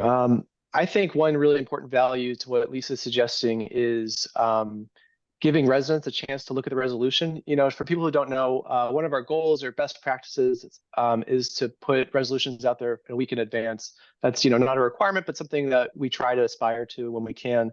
And so I think resolutions can really be strengthened when we have that week of notice. Also, selfishly for Commissioner, I didn't see this until last night. I worked a full day today. I didn't have it. During our meeting, I have things I can respond to, but ideally, I think commissioners getting 7 days also can help resolutions be more impactful.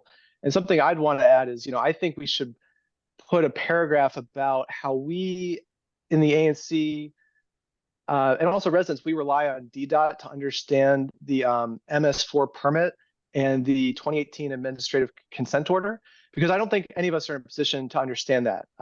We haven't mentioned it, so maybe I'm wrong. Maybe we have some experts on MS4 stormwater permits, but I think it's just kind of important background for residents to understand where this is coming from. It's not something we have good insight into. DDOT does. And, just other things I think we could add, the resolution shows Jim Nash as the secretary. We could update that. There's, lots of questions and concerns residents and commissioners, I think, can contribute with more time to make it a more impactful resolution. Thank you, Commissioner Ferguson. Robin?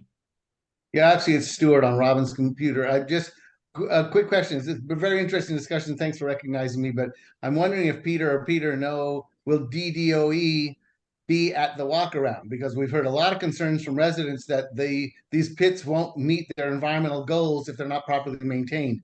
And it seems like it would be good if the residents have an opportunity to ask DDOE how you're going to make sure this is going to happen. And that might also influence things you put in the resolution. Thank you. That's a great point. I don't know that they are coming, but it's something we could ask about. Can I just say, I think we need to separate these two things. Commissioner Sherman has raised this before, and I think that it's two different agencies. Maybe once we get over the hump of new bioretention pits and where they are and how large they are, we can turn to the issue of maintenance and bring in DOE.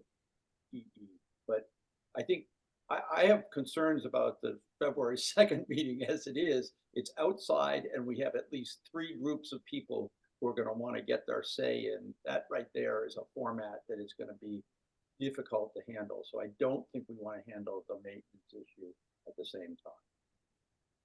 I think we need to move this subject to a close. Yeah, so we do need to move on. Commissioner Lynch, you know, I would suggest we take this to a special meeting. I don't know if your resolution would pass tonight, and I definitely don't want to see it to fail. So what do you want to do?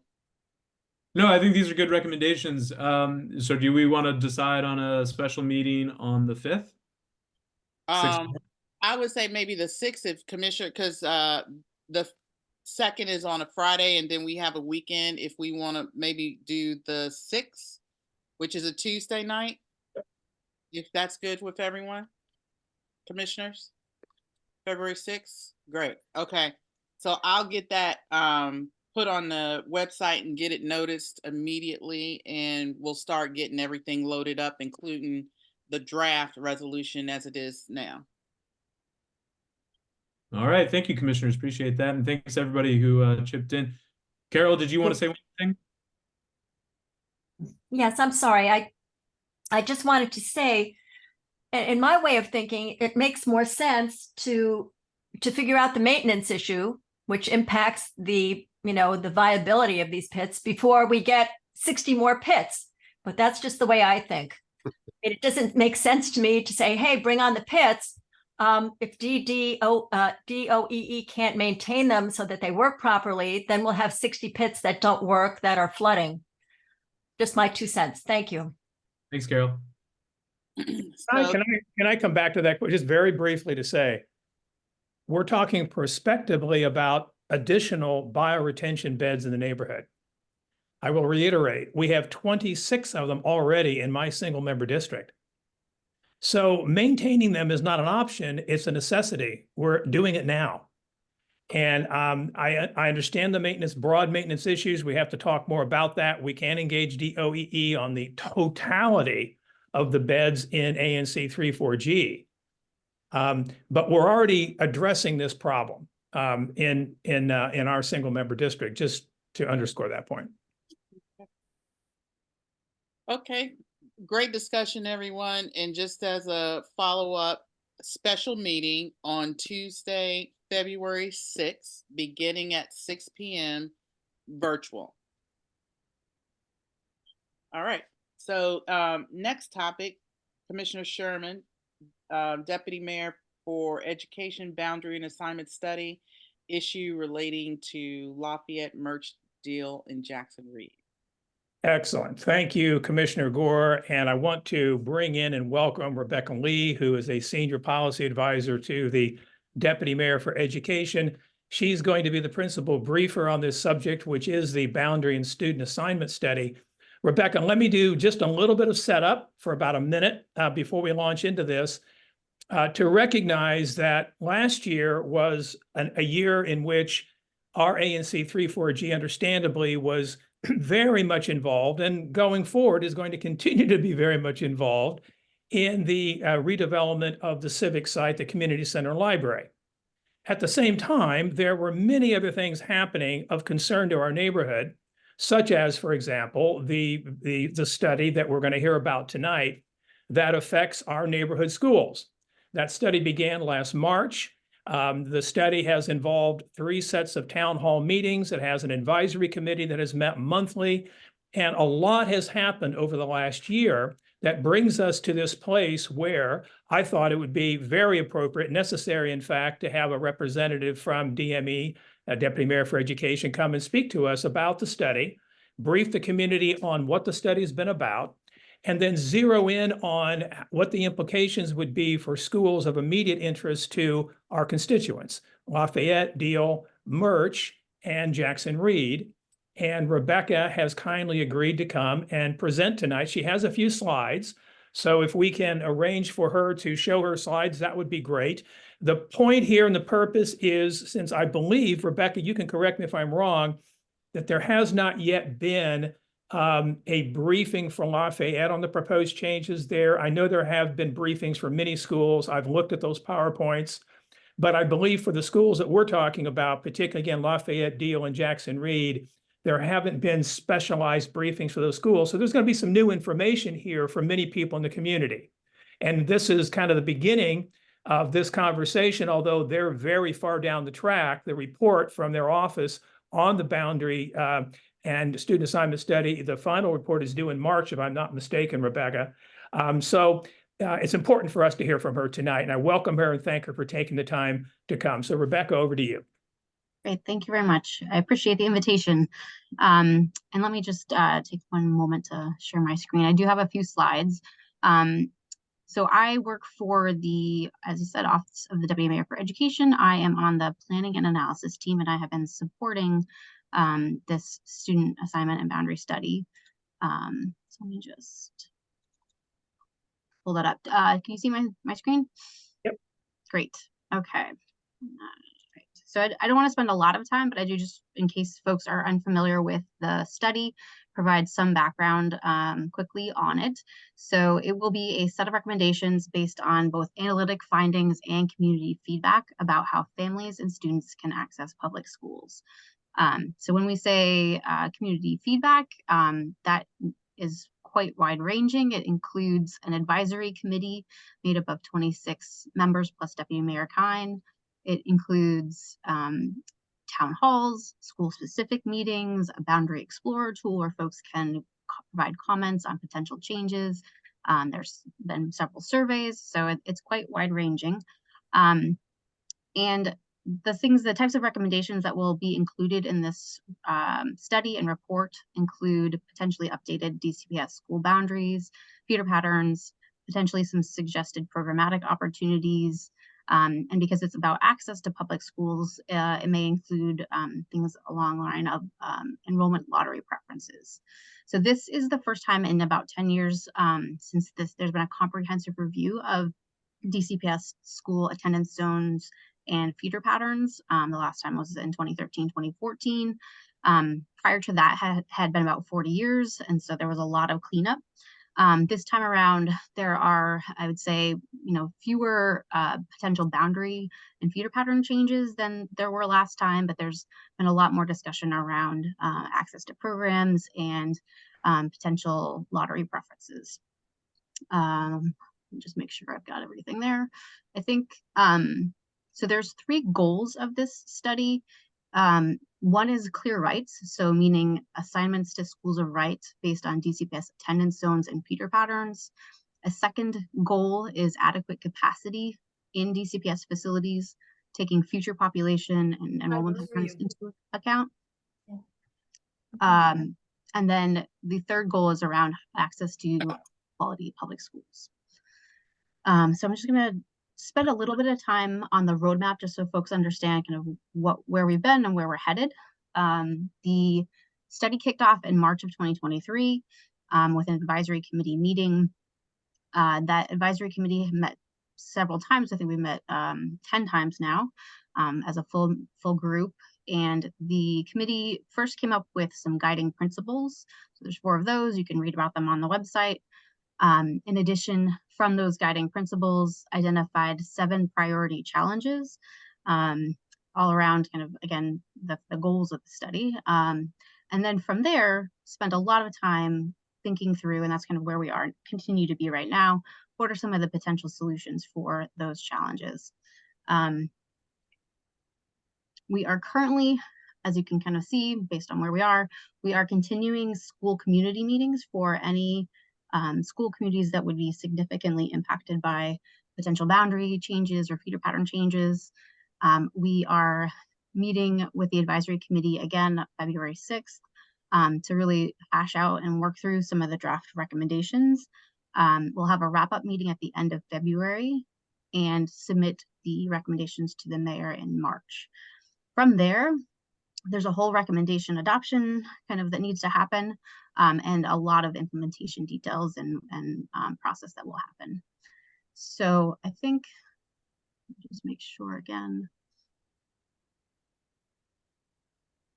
Actually, I just want to point out, in terms of the implementation timeline, that includes kind of for the boundary and feeder proposals or changes. That's kind of one timeline. And then there's other types of recommendations, like, for example, lottery preferences or shared spaces and co-location for some schools. Those kinds of recommendations have a much longer time frame. So they would involve, additional engagement with the school communities and implementation details and planning that would take longer. In terms of the actual feeder and boundary changes, the earliest that those would go into effect is school year 25-26. And similar to last time, there would be phase-in policies. And no student would need to change the school that they're currently enrolled in. There's, again, sibling phase-in and additional kind of timeline for those potential changes. So I just want to be clear that nothing would take effect immediately, and the earliest anything would happen would be 25-26. All right. So I just want to, again, share a few slides from our town hall meeting in December, where we shared we grouped some of the challenges for the Jackson, Reed, and MacArthur feeder patterns, but I'll focus primarily again on the schools that you are all interested in. So were basically 3 challenges identified in the Jackson Reed feeder pattern: overutilization, current and future at some DCPS schools, socioeconomic segregation between some schools, and fewer pre-K3 offerings in these particular feeder patterns. I just want to note the boundary study is prioritizing sufficient pre-K3 and pre-K4 seats at Title I schools, and none of these schools currently qualify for Title I. So in terms of potential levers that we have to solve for utilization, as I mentioned, there's one concern or issue that was identified. So there are different levers that are under consideration. One would be an out-of-boundary seat reduction. So exploring reducing the number of out-of-boundary seats offered in the lottery to manage enrollment. That's something that's possible in some schools and not possible really in others. In addition, there are, it's a boundary study, so looking at boundary revisions, exploring where those could be reduced and allocated to the boundary of a nearby school. And so these are kind of the schools that have been identified with high utilization, and kind of what was modeled or what was tested for a potential solution. So for Jackson Reed, we looked at reducing out-of-boundary seat offerings. In addition, there's with the opening of MacArthur, obviously there's an expected reduction in utilization as well. In terms of other schools of interest, Deal is, as you know, will be getting increased facility size. So while kind of applied a reduced out-of-boundary seat offering to see what would happen and to test it, it really would lower the utilization beyond what would be needed to hit the ideal category. So that one is one that was modeled, but likely would not proceed with a further recommendation. There are some other schools in the Jackson Reed feeder pattern that are kind of not necessarily a focus area for this meeting, but I just would point out one boundary adjustment that we're looking at is for Janney Elementary School. And that's based on potential future for utilization. We're also looking and meeting with the Oyster Elementary School community tomorrow evening to look at through some potential ways to solve for their utilization and future overutilization. And then there's also Bancroft Elementary, which is another one that we are looking at for potential boundary change or the school community has really identified and requested that we look into an annex building, but no specific building has been identified. This next challenge was around socioeconomic segregation, and one of the kind of system level policies that is being explored is around at-risk set-asides. So it would be through the My School DC lottery. It's a mechanism that already exists, but it would recommend that schools with less than 30% at-risk enrollment offer at-risk set-aside seats in the lottery. It would not, it's very clear, it would not worsen utilization or require schools to offer more seats than they already do. It would really just kind of set a priority for those out-of-boundary seats for at-risk students. And so there are several schools, again, in the Jackson Reed feeder pattern where this was tested based on their existing at-risk enrollment share, including Deal, Lafayette, and I think that's, and Shepherd would be of interest. And so basically what we have found through this testing and this modeling is that it would potentially increase the share of at-risk enrollment, and no school would exceed a 30% threshold. I think the other point I would just want to highlight about this particular potential recommendation, which is very much being debated by the advisory committee, is that it would, for DC Pass schools in particular, at pre-K, it would only apply to in-boundary lottery seats. So in terms of where we are and next steps, like I said, we have an additional advisory committee meeting on February 6th, where we'll be discussing draft recommendations. There'll be a wrap-up meeting late in February. We are continuing school meetings. Like I said, we have a meeting with the Oyster Elementary and Adams community tomorrow evening, and we will be submitting final recommendations in March of 2024. We have a lot of resources on the website, including all of the advisory committee meetings are recorded and the materials are on there. There is a Boundary Explorer tool that you could, can search your school or your address and see if there are any potential changes lined up for your boundary and make comments. There's a survey there. So we really encourage folks to review that and provide feedback through that mechanism. So I think maybe I'll pause there. Great, Rebecca. Thank you. Thank you very much. I can imagine that various commissioners and members of the community will have questions. I've got a few just to start us off. And I'd like to, in the first instance, kind of zero in on Lafayette. I'm in single member district 02. Lafayette is 2 blocks from where I live. Our kids went to Lafayette, and currently in my district, there are probably 350 to 400 kids 18 and under. And so there's a large number of children that go to Lafayette. Lafayette, when our kids went there many moons ago, had 450 kids. Now I understand it has 933, the current enrollment figure at the Boundary Explorer tool. That might be based on last year's enrollment figures, but in any event, that's what I understand it is. And I understand capacity at the Boundary Explorer tool. And that tool that I'm mentioning, everyone, is part of the resources that the Deputy Mayor's Office has stood up to support this whole exercise. You can go to the Boundary Explorer tool. We can put the URL in the chat so that you can go and you can look at what is being currently proposed to the different schools. In any event, the capacity at Lafayette is 978 as I understand it. And Lafayette has only 8% at-risk kids. And it's been identified, as you indicated, a school that would potentially receive X number of additional designated lottery seats for at-risk children. Is that roughly correct, what I'm describing here? Yeah, I think the only thing I would clarify is that it wouldn't be additional seats. So it would, for existing seats offered in the lottery, those would be kind of the set aside for at-risk students up until a certain point.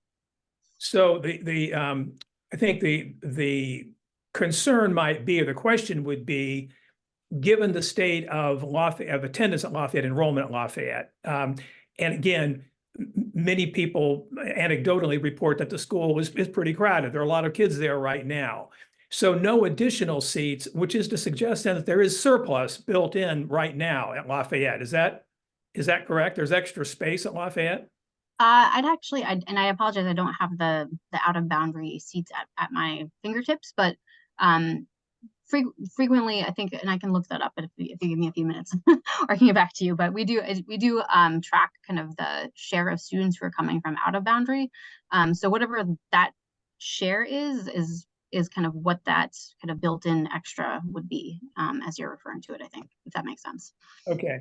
And again, not to get too far down in the weeds on this, but it's of particular interest because of the growing concerns over many years about overcrowding at Lafayette. And I don't want to affirm that there is overcrowding because frankly, I am looking at the figures and I'm asking you questions about it. I don't quite know myself what the current capacity is as defined by DCPS. But every year there is a master facilities plan supplement. Every year DCPS looks at current enrollment and current capacity and tries to understand where things stand. And last year, the capacity at Lafayette was 873 or thereabouts, as I understood it. And now the Boundary Explorer tool shows that it's about 105 or so more than that. So I'm just curious if you have any insight on where that extra capacity came from. There are reports that I've heard about Lafayette now using classrooms in the lower level of the school that have no windows. And I'm just wondering, in fact, if the school sort of found extra space by taking storage rooms and converting them into classrooms. It's a great point, and good question. So the DME is actually doing 3 major studies at the moment. One of them, in addition to the boundary study, there's a school funding study, and most relevant to your question is a master facility plan, which is a refresh, a 5-year refresh from last time. And as part of that process, the contractor walked over, I think 100 and something, nearly every DCPS building with school personnel to kind of developed a transparent, consistent way to calculate programmatic capacity. And so while I don't have, which classroom may have been changed in terms of categorization, that is something that we have available and we can follow up with to share, kind of to show folks, what changed between the master facility supplement from last time and then this programmatic capacity that we're using that's informing both the current master facility plan as well as this boundary study. Okay. And again, I know that other commissioners will want to ask questions, and Lafayette resides in my colleague Michael Zeldin's single member district, so he in particular might have questions. There has, though, just been this general sense that Lafayette is kind of bursting at the seams, right? And when the boundary and student assignment study came about, it was, at least I thought, in fact, that Lafayette would be looked at for overcrowding issues. But I sense that's not happening. That's not the case. Deal and Jackson Reed are, in fact, as you've identified, being looked at because of overcrowding and trying to reduce the number of out-of-bounds students coming in. Is that correct, as I'm understanding it? Yeah, that's one potential kind of solution that has been tested is looking at that. And I think kind of to reiterate or to repeat earlier, kind of what we're seeing in terms of those modeling results is that with Deal's additional capacity that's coming on, that solution is probably not necessary, but it's certainly something on the table for DCPS in the future should they need to. And then in terms of Jackson Reed, yeah, I mean that's another kind of tool in the toolbox as we're kind of monitoring what the enrollment will look like as MacArthur, takes on more students. Okay. To help relieve the overcrowding. Yeah. Two final very quick process questions for me. One, with respect to any of the individual school PowerPoint presentations that you've done outlining the specific recommendations, are those forthcoming for Lafayette, Deal, and Jackson Reed? Yeah, so I think that's a great question. So we haven't fully engaged with those particular schools because there wasn't a boundary or feeder pattern change or along those lines. But there will be both recommendations coming out of the master facility plan that are forthcoming. So that'll be sometime in February, I believe, that will be released. And then as part of the kind of boundary study recommendation process, I think we will be discussing they will be discussing as a committee, you know, what are the school specific recommendations. So that will be part of that discussion, and it will certainly, you know, be both included in the MFP as well as the boundary study when it's released. Right. And finally, in terms of how advisory neighborhood commissions such as ours can weigh in on this in representing our constituents, obviously they're represented by their schools, their meetings with the schools, and the various homeschool associations and so forth are playing a big role in all this. But in terms of the role we can play, how do you guys envision in the deputy mayor's office that ANCs can or should feed into this? Yeah, I mean, I think you know, we're happy to take any and all feedback. So, you know, however your normal mechanisms for providing input, I think we're welcome.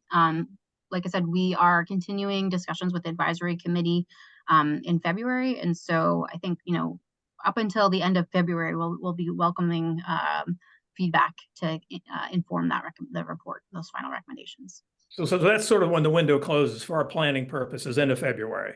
Yeah, to make it into the you know, final report, I would say yes. Okay. And again, after that, the recommendations, we want them to be strong. We expect them to be strong. They need to be formally adopted, and then there's a whole implementation process. Okay. Okay. All right. Great. Well, thank you so much from my side. And now, commissioners and members of the community, if you have questions, comments, Peter Lynch. Yeah, thank you for being here. You mentioned increased capacity and decreased capacity. Does that mean that more or less students are coming in, or that there have been like portables have been added to a school? What does that exactly mean? Yeah, so that when we're talking about capacity, we're talking about programmatic capacity. So it's a essentially the denominator of utilization, if you will. And so for when we're looking at it for our planning purposes, we are not including temporary capacity. So portable classrooms are not included in that. So when we're talking about, you know, future capacity, that's planned facility capacity, not portables. Does that answer your question? Not quite. So what was one of the schools where you said the capacity is going to change? Deal. Deal. Okay. So Deal's capacity goes down, you said? No, it'll go up. They're It'll go up. increasing capacity. Yep. So what does Yeah, that mean? they're in Does that the mean there so are they will more be students? receiving an addition. So they will have more space to accommodate their students. So they're getting more buildings.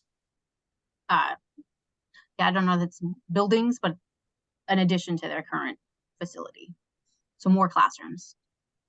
How would you have an addition to Their building is being renovated, Peter. Oh, I didn't know that. Yeah. So so capacity has nothing to do with the amount of students at the school, just the space within the school. The space within the like essentially the number of classrooms that they can provide, and I can follow up with how it's calculated, but yeah, it's basically how many students a facility can serve, and then enrollment is kind of the other piece of the utilization equation. So that it's essentially your enrollment divided by your capacity. All right, thank you so much. Great, thank you, Peter. Juan. Hello, I just wanted to ask Ms. Lee, I wanted to know, how does the DME define at risk? Yeah, so that's a great question. So we are using the definition of at risk that is used for UPSFF funding purposes. So I can I guess maybe I don't have access to it, but I can share what those definitions are. But it's essentially students who are identified as homeless in the foster care system, eligible for TANF or SNAP, and or are overage in high school. So the main categories. I hope I didn't forget one. Thank you. Great. Commissioner Zeldin. Hi, so thanks for coming. The one question I wanted to ask is on this exact point of at-risk kids from out of boundary. So we at Lafayette do have a very low number of at-risk kids, and there's so much studies about the zip code in which you live determines your outcome. And so equalizing that in some way would be great. Does that imply, though, then when out-of-boundary students are applying, there will be a priority for at-risk kids. So in the matrix of who applies, will there be a prioritization for at-risk kids? Is that how you'll figure that out? Yeah, so again, it's a little bit complicated, but essentially for pre-K students, it would only apply to in-boundary at-risk students, because again, the idea is to not increase enrollment in the future grades or cause utilization concerns. For any seats that are offered out of boundary in compulsory grades, then yes, essentially the kind of students who are identified as at risk and who apply would have a kind of a leg up, or they would be given matches in the lottery before students who are not at risk up until a certain percentage. Again, it's not necessarily all of them, and again, it gets a little bit like tricky in terms of how it's being operationalized in the modeling, but that's the idea, is that the goal is to not increase the at-risk share overall beyond 30%. So is that similar to what we did with Military Road School, where there was a prior? It is similar, yeah. Yep. Yeah. Okay, but it shouldn't affect the gross number of students in the school. Exactly. It's just how you refix the mix. Exactly, and again, for lottery seats. So it wouldn't in the compulsory grades, doesn't affect But lottery seats principally for out of boundary lottery seats, since in boundary have the in boundary priority. Right, and if for example, for schools that have an in boundary wait list or like more demand than they can meet at pre-K, then it would prioritize at-risk students within the boundary. Does that make sense? So it's it would yeah. Okay, and Bruce, I think to your I don't know what the numbers are. Sometimes it's tricky to have transparency into need, but Bruce, to your question, I think that in terms of the utilization of the physical space of Lafayette pre-pandemic, they were sort of bursting at the gills, and they repurposed lots of different spaces throughout, and we struggled with that some. But I thought post-pandemic, the numbers have gone down, and I haven't been able to see also what their current numbers are and whether they've returned to pre-pandemic numbers. We really have tried to get someone from Lafayette to come talk to us, and we'll try again. Well, I've cited numbers that I've gotten from the Boundary Explorer tool that Rebecca uses and the team for DME is using, that's available to the public, for the figures about 978 capacity and enrollment now at 933.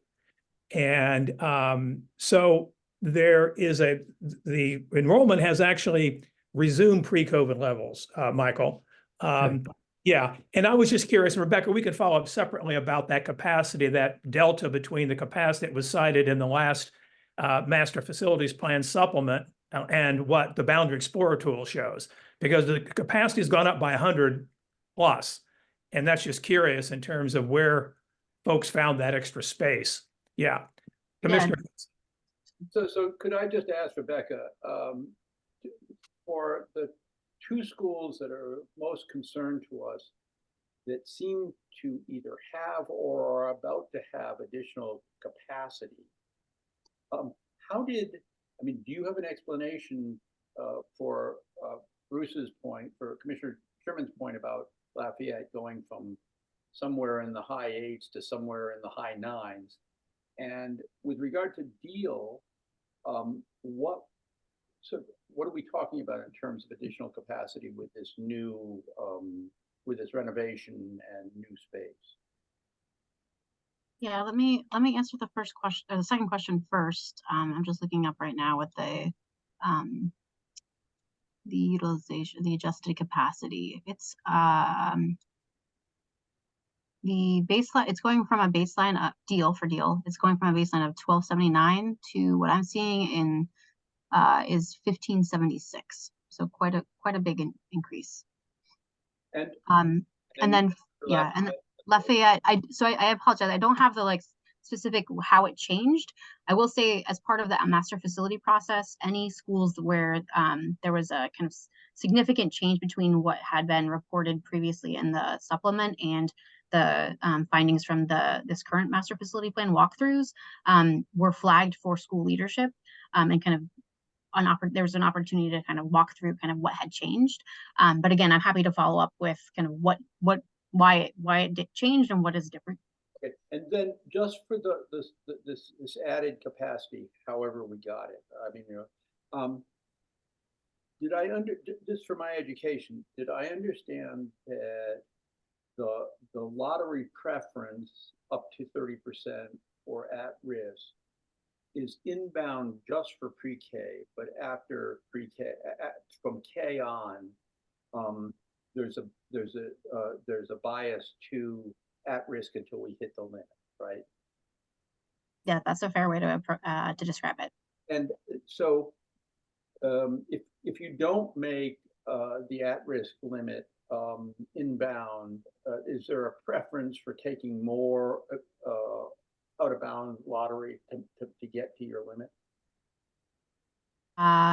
No. So in pre-K? No, I mean after pre-K. You told me that basically it's all of the at-risk students in the pre-K. Either there are not, this doesn't apply to pre-K, or if it applies, all the at-risk are inbound, right? Is that what you said? So yeah, I don't want to assume that there's essentially, if there's demand for in-boundary seats, those would go to at-risk students who are apply to the lottery who are at risk in pre-K. There would be no out-of-boundary kind of preference. And then yes, in terms of draw, if I understand you correctly, all the at-risk come for pre-K. All the at-risk come from within boundary, and then once we get beyond pre-K, you could take them from sort of both pots in. Yeah, can I circle back, because I don't want to misspeak, and it's a little complicated how it's set up with the pre-K versus the compulsory grades, so I don't want to misspeak. Okay, so I'm interested, but I'm just I'm happy to follow up too. Again, and I do want to be very clear, this is a potential kind of idea that is still very much being debated and under discussion by the advisory committee. But we so really not a recommendation yet. That's great. No, we really appreciate though getting some visibility on what you're thinking about, because of the relatively limited time frame we're going to have as a community to feed back into the process if it's end of February. So it's really helpful to have that visibility. One quick follow-up to Commissioner Gosselin's question, that 30%, is that a target, Rebecca, to try to reach? Lafayette is at 8 now. I mean, that's a significant gap to fill, if in fact that would be a target. Yeah, I don't know. I mean, I guess I don't know if I would describe it as a target. It's kind of wouldn't want to go above and beyond for those schools that are below that, which I guess maybe is semantics, but I do think it's important, because if you look at the boundary tool, that kind of equitable access scenario, if you were to click on that, you were to look at Lafayette, you could see kind of based on the modeling what the estimated impact would be on that policy. And I don't, again, let me see if I have it real quick. And while you're looking at, I would also mention to everyone that in one of the PowerPoint presentations at one of the town halls that I looked at, I understand there's a total of 2,000 at-risk designated seats that DME, the Deputy Mayor for Education, is looking at across the district. So there's quite a large number of at-risk students that the system is seeking to facilitate access to other schools. And therefore Lafayette, Oyster Adams, and Brent I saw were 3 schools in particular identified, if I'm not mistaken, from the documentation you had. Yeah, I think that's And right. Bruce, just to let you know, we're at 8:26. Okay, okay, great. So let's, if you wanted to follow up quickly, Rebecca, to what you were looking at, and then I want to go to Corinthia, and then to Commissioner Lynch, and then to Robin or Robin's surrogate. Sure. Yeah, no, I was just gonna say that again, based on the testing and the modeling that we did as part of this, the share at Lafayette would go potentially up to 16%. And again, it's not a perfect thing, and it's based on the enrollment in school year 22-23. So, you know, behavior changes, et cetera, but that's just, again, what the modeling suggested. And that equals roughly how many students? That's a great question. I don't have that, but we can look at it. Well, that's fine. We can maybe do the math later. Corinthia. Hi, hi Rebecca. Thanks for coming to the community with this. I have a child at Lafayette, and I've participated in some of the different out-of-bound community events. So I just want to confirm that in the event, you're saying that it's going to change to where at-risk pre-K students in the Lafayette boundary would get that lottery preference, and no out-of-bound at-risk students will have the opportunity. Is that how I'm understanding it?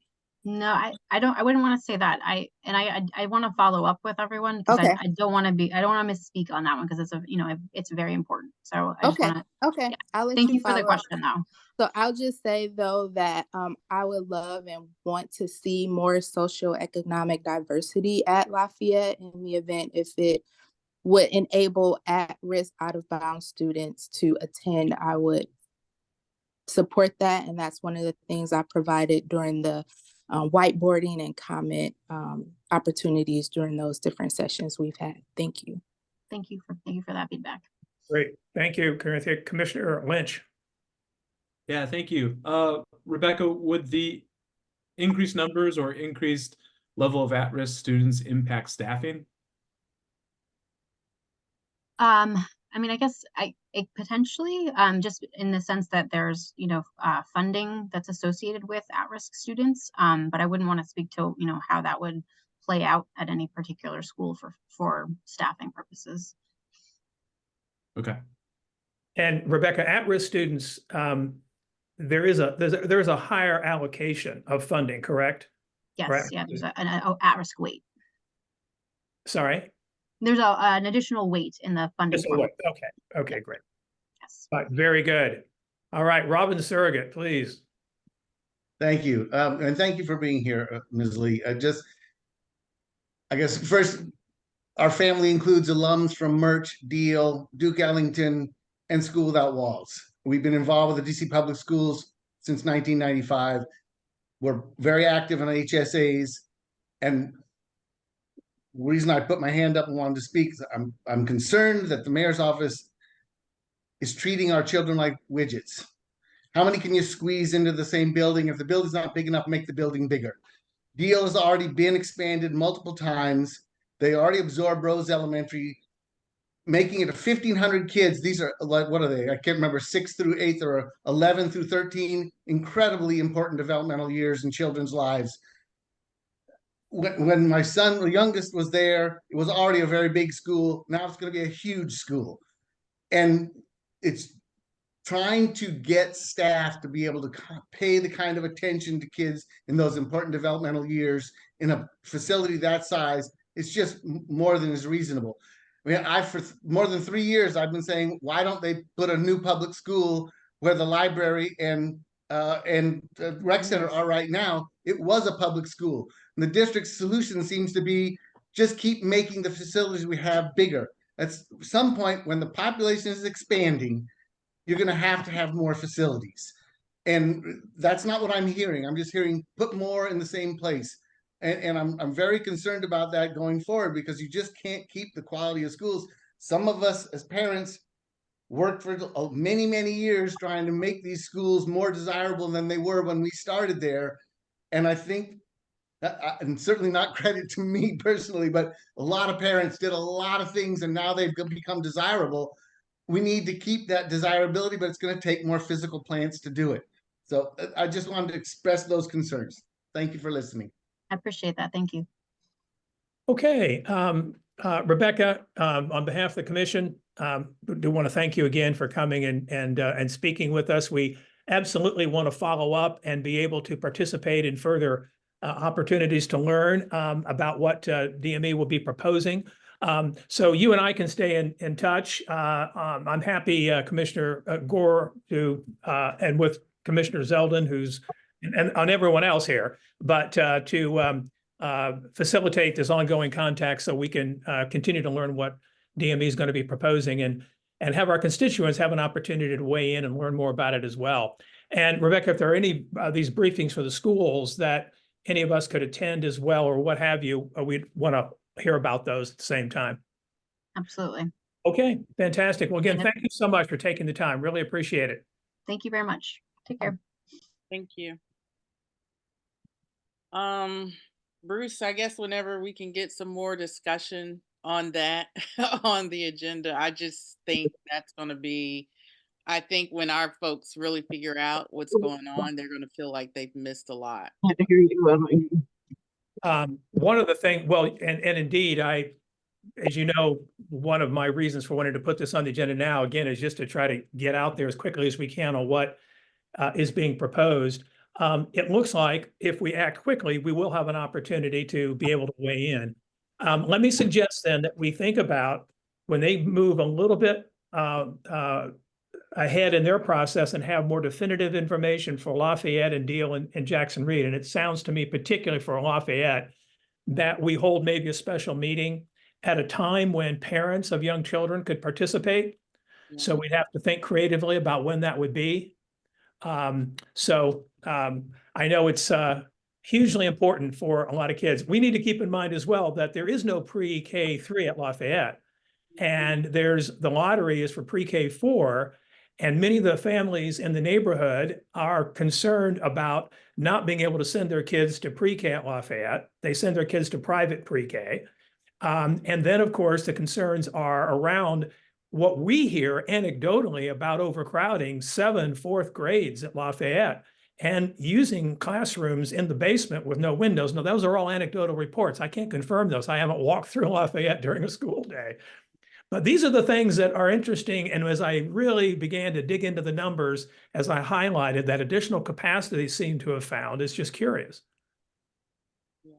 Bruce, could you, when you speak to Rebecca? It's Bruce, it's something we really need to have Dr. B speak to us on. I've asked before, and we can ask the HSA or the LSAT to come as well, but I can't get good transparency into how the classrooms are being used. But I do know that there is a pre-K3 option at the Military Road School that people can avail themselves of as well. And we've been trying to get Dr. B here. That is definitely not without trying, but you know. Well, the deputy mayor's office, as you see, has been forthcoming, and there are lots of people that are associated with this study that they're doing. And the master facilities plan, the data from this past year is going to be released fairly soon. So there's going to be a sort of confluence of data points here, kind of a stream of very quickly in the next few weeks. I think that we're going to wrap our minds around. Yeah, Peter. So just as you're speaking to Rebecca and follow up, I mean, it would be immensely helpful for whatever presentations they do to each of the schools that we are most concerned that we get those PowerPoints, and I hope we put them up on the website. Sure. Yeah. Yeah. I've got 2 points if I can make them.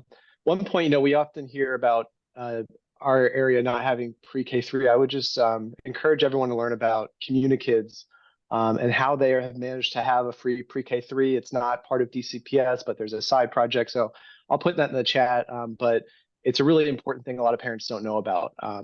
So please check out Communikids. The second thing is just obviously a really important topic, but just so we're all aware of expectations and where the ANC's role is, I was wondering if we think this would be given great weight under the statute, because I don't believe DCPS has notified us about this. So I mean, just so we know what to expect from our resolution, great weight or just feedback generally. Yeah, I don't think it is a great weight resolution. Yeah. Because there's been, that's a little thing that's, just kind of troubling to me. There's been no coordination really with the ANCs. It's just been very quiet, in terms of us. So that's a little concerning, but Yes. not a requirement. Is DCPF hived off? We don't get great weight on issues of schools? I don't think this one does. Is that right? Under the statute, 309.10, it talks about when the executive branch give us 30 days written notice of the, and I don't think we've gotten written notice about action in our neighborhood. I just don't think citywide planning is often considered, a specific government action in the neighborhood that gets great weight. Well, let's ask for great weight. Let's intervene and ask them, because this, trust me, on the neighborhood here with Lafayette. Lafayette is it's a hot issue with the overcrowding already as people perceive it, and any changes that are made. I think we need to. The thing if I want to plug in. Yeah.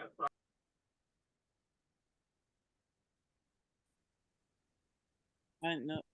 Anne, can you raise your hand? I didn't know if you had a question or if you were talking to someone. But we do need to move on, Bruce. I think Elias from Councilmember Fruman's office has his hand raised, and then we really need to move to the next topic. Yeah, sorry, just on this issue. Hi, this is Elias Benda from Councilmember Fruman's office. I do education policy as well. We've been very engaged on this, but there is a Ward 3 and I believe 1 or 2 Ward 4 members appointed to the advisory committee, and they're very much looking for engagement with the public, and so I would definitely recommend connecting with them, and they're working behind the scenes on these recommendations directly. So, happy to help connect. Okay. We're here. Well, Rebecca's good. She's going to follow up. We'll keep plugging away at this. Okay. Let's go on to the next topic. Commissioner Lynch, presentation on Washington Gas's Project Pipes. Yeah, thank you very much. And with no further ado, Anna, are you on here? Yes, Anne Du Bois, I'm here. Yeah, go ahead. The floor is yours. If someone could allow Anne to, I think there we go. All right, Anne, it's all yours. All right, I'm just attempting to share my screen. There we go. Good evening, Chair Gore and commissioners. Thank you, Commissioner Lynch, for enabling me to be on the agenda tonight. So I'm going to try to make this very, very efficient. This has been a long, intense meeting, and I appreciate your listening to me after all you've been discussing. Project Pipes is Washington Gas Accelerated Pipeline Replacement Program. So we know that gas pipes in DC are old, and many are leaking, right? So Project Pipes is in place to address this. The program was launched in 2014. It should end in 2054. It probably will not. It was put in place when natural gas was thought of as the clean fuel of the future. And we now realize that natural gas, primarily methane, is an incredible contributor to global warming and climate change. So I'm just going to put that out here at the beginning.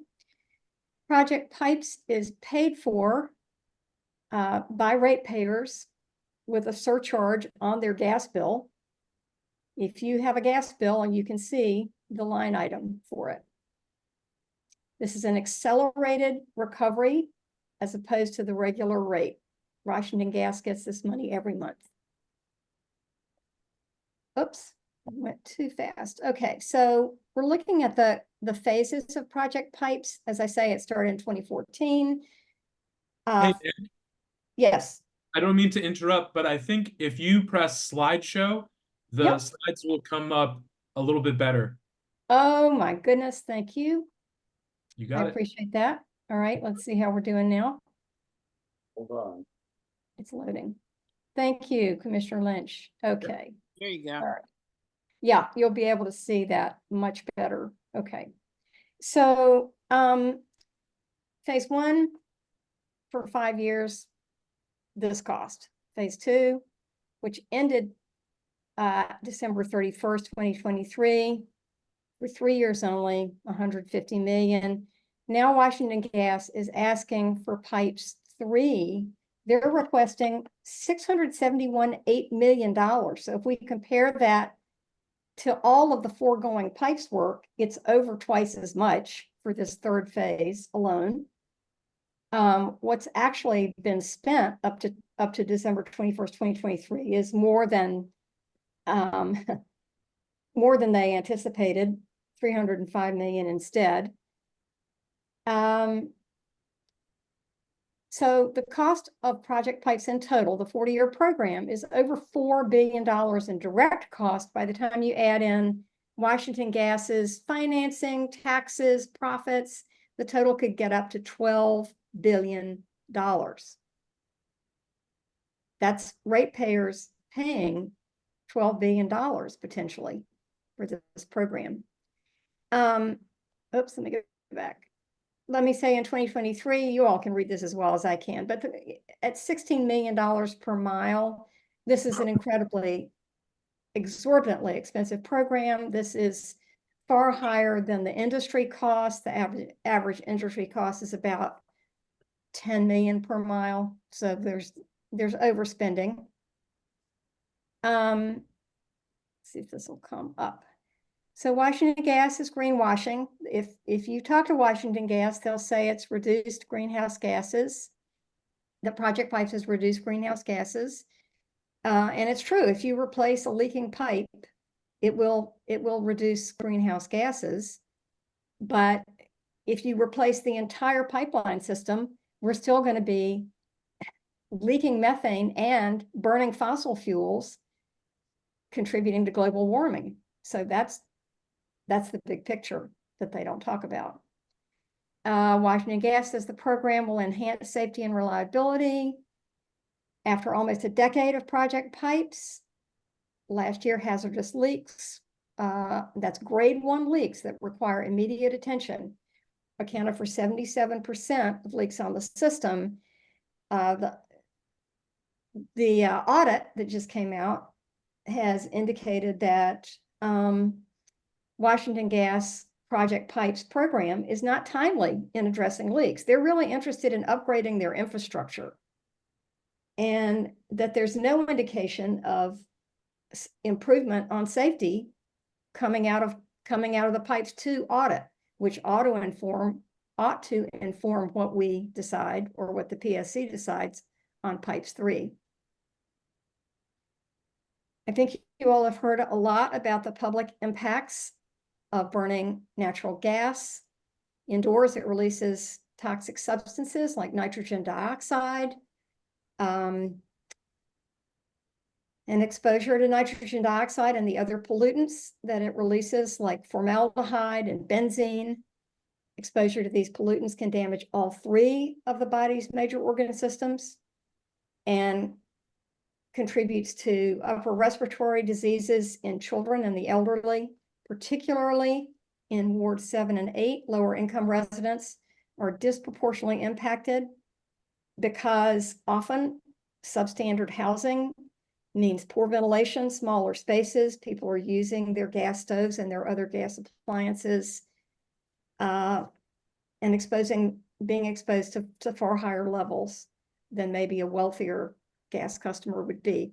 Gas stoves leak about 75% of natural gas while they are turned off. It doesn't matter if it's a new stove or an old stove. And let me add one more thing. having your stove on and running, especially your oven, has been compared with running an automobile inside your house because of what's released.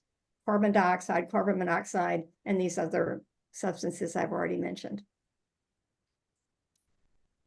So all children and all elderly are at higher risk here. I'm part of a coalition, an environmental coalition, campaigning to halt Project Pipes. You can see who's part of this among the group. There are other groups as well, but these are our primary allies, and we're including more all the time. So this was a very fast presentation. I'm happy to answer questions, but I do want to say we're asking all ANCs if they will pass a resolution specifically against Project Pipes. We've had 4 resolutions passed, excuse me, and these resolutions send a powerful message to the council and the PSC that the public does not want this program to go forward. So I know people will wonder, you know, if Project Pipes ends, will all the leak repair stop? Absolutely not. There are 2 parallel programs that Washington Gas operates. There's the regular maintenance and repair program. It addresses emergency leaks, and it also replaces pipe when pipe is necessary to be replaced. Project Pipes is the accelerated program, and it is in place to upgrade the system and keep us locked in to fossil fuel use, conceivably indefinitely, because Project Pipes would like to keep us using gaseous fuels of one kind or another. So I hope I'm making that distinction clear. If pipes were repaired instead of replaced, cost would be saved enormously, and there would be no impact on safety.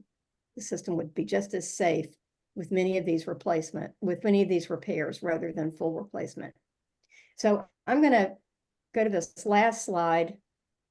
This QR code, if you use it, takes you to a petition that individuals can sign. I welcome you to check that out. That goes to the council and the PSC. And there's a contact person at Chesapeake Climate Action Network, where I'm a volunteer. You can contact Naomi for more information. But right now, I'm happy to take questions if you have any. So because let me stop sharing here so I can see who's got a hand up. Elias, is your hand still up?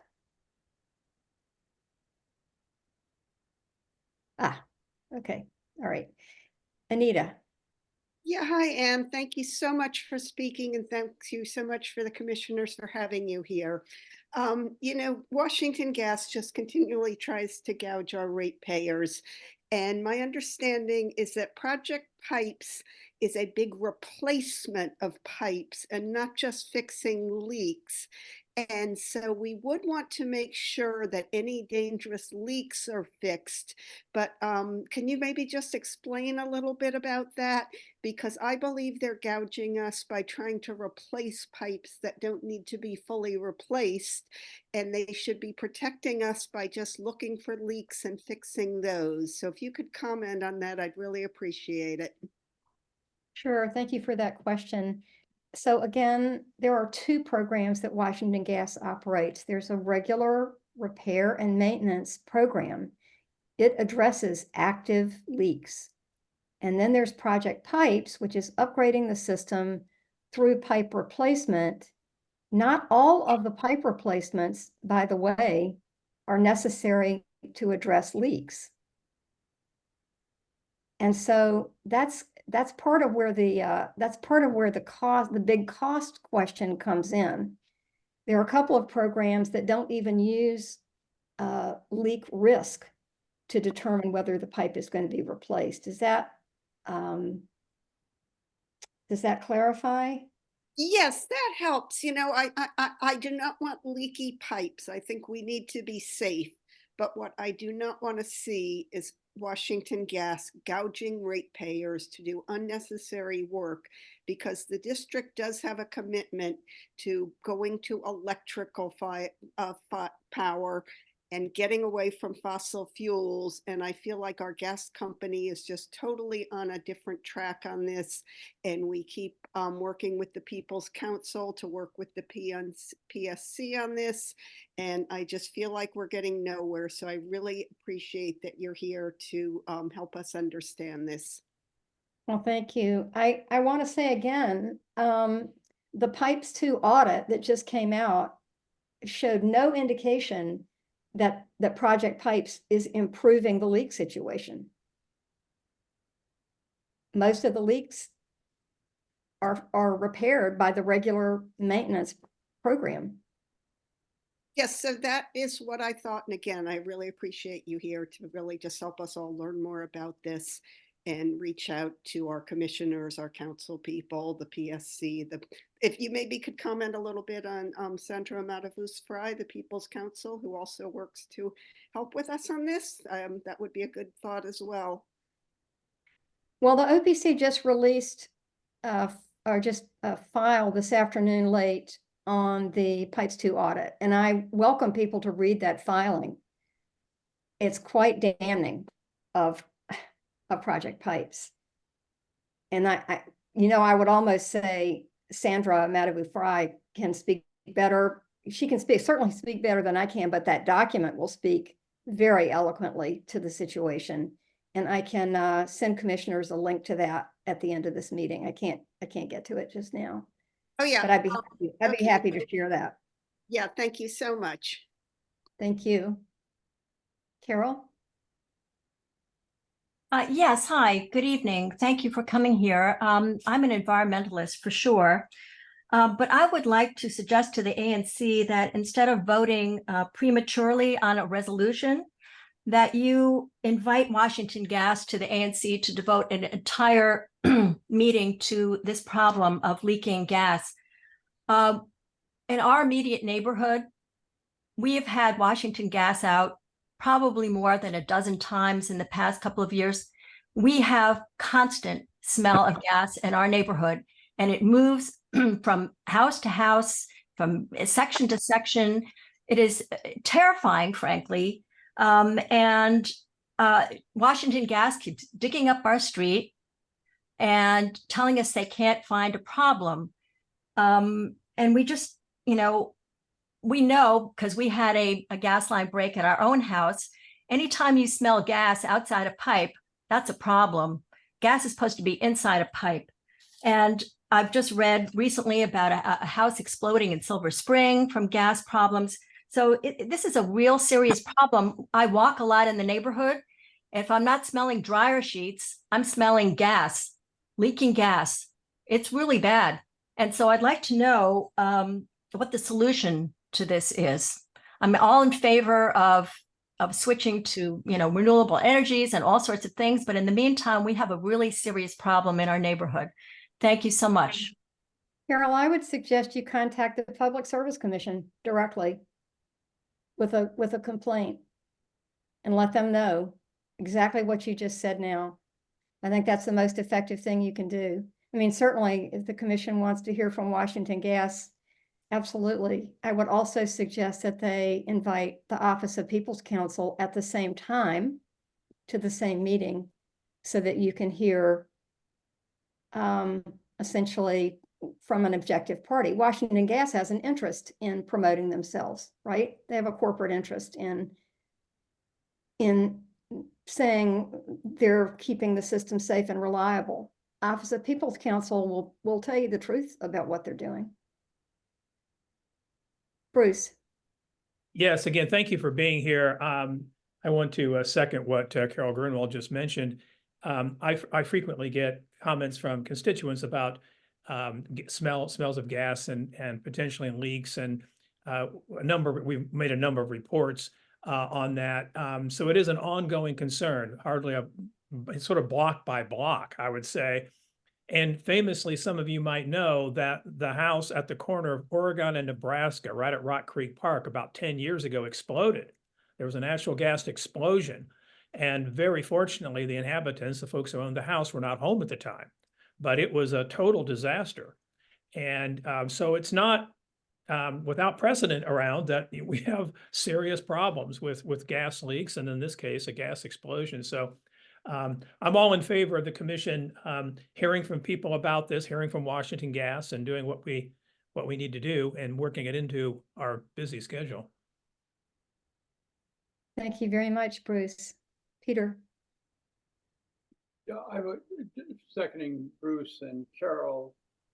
In the last couple of years, you have distinguished between repair and new piping. Sometime in the last 2 years, there was a leak, or there were reports of gas smells at the intersection of Connecticut and McKinley, which is kind of the crossroads for our community. And I remember watching the crews drill all over the place trying to find the problem. And I think what that means is that there's not a clear distinction.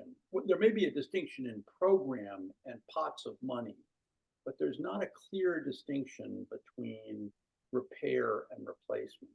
And the truth is that we're going to have to keep using gas, and we want to use it safely. And so I'm not prepared to propose or vote on any resolution until I hear from other parties, and I'm happy to hear from the PSC, but I want to hear from Washington Gas. So just my 2 cents on this. Yeah, I certainly respect that, Peter, because, sorry, I'm calling people by their first names. It's late at night. Right. I think hearing from both sides is absolutely right. But again, I would say contact the Public Service Commission with your concerns about this. They really need to hear that Washington Gas is not fixing the leaks. The company does blur the lines between regular replacement and the pipes program, the accelerated program. I think to the advantage of the rapid recovery they get out of the pipe surcharge is what they're doing. So let me go to Commissioner Nash. Yeah. Carol Greenwald and Bruce and Peter have anticipated what I was going to say. I want to hear from other people too. I want a second or third or fourth, all that. But I do think there's something of a dilemma here. I have solar panels, and I want to get rid of my gas range. I don't have a gas stove, but there is such a thing as preventative maintenance. And so just to going after to fix leaks, I'm not sure that that's the right way to do it either. But of course, then I also take your point that spending all this money and putting the things in new, then we're locked into gas. So I see this as a more complicated issue. I thank you for coming and showing it to us. I'd like to hear from I think there may be 3 or 4 sides to this, though, based on what I'm hearing. It's late, so I'm going to shut up. Yeah, thank you, Commissioner Nash. It is a really complicated issue. It certainly is. And we are not proposing a gas ban, and we're not proposing to end replacement at all. We're just, what we're asking the ANCs to resolve is that the Public Service Commission is going to stop project pipes and have a really close look at it and see if it's cost effective and make sure that the safety and reliability that's claimed for it is really true. And if not, the program needs to be redesigned and also within a context of integrated energy planning for the district, because we are moving towards electrification and we're not going to need all these pipes in the future. They're going to become stranded assets at some point that either ratepayers or maybe all taxpayers will be paying for. Karen. Yeah, thank you, Anne. This is Karen Abrams. I live in 34G6. So Peter Goslin in your district. Hi, thank you, Anne, very much for this presentation. I think you've articulated the dilemma and the trade-offs between maintaining and keeping safe the system we have versus expanding a system at a time when the stated objectives of the mayor and the city are to achieve pretty ambitious climate goals and to electrify. And the infrastructure we really need is increased electrification capacity and investment in our electric grid. I guess the question I have for you is on timing. I'm hearing a desire to hear from Washington Gas, which makes sense to me, but I wonder if you could speak a little bit more precisely to when the decision-making will happen by the PSC and what sort of timing should be taken under consideration as the ANC continues to deliberate. Thank you.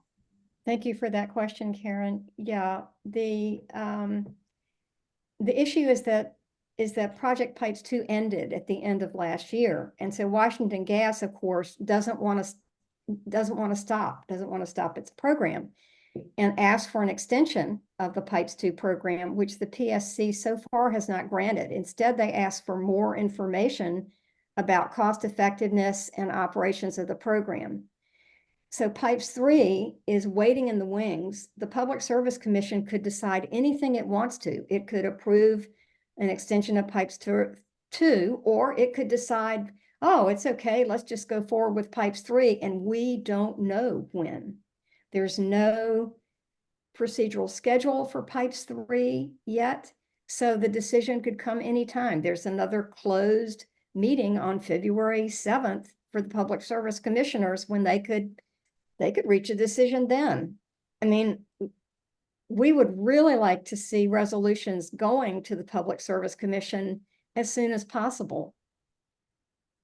But thank you, Karen, for highlighting that. Anybody else? I think we're set on this issue.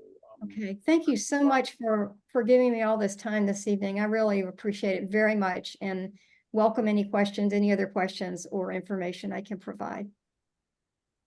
Thank you, Anne, and thank you, Peter, for getting this topic together. Hopefully, you can arrange a time for Washington Gas to come back. We probably need to have them and Office of People Counsel just on not only this issue, but just, there's some rate issues that I would like to raise with them about nickel and diming our seniors. So that's a pet peeve of mine, but we have, some issues that we should probably discuss as a commission with them just in general on a bunch of stuff. So if you could work on that for us, that would be great.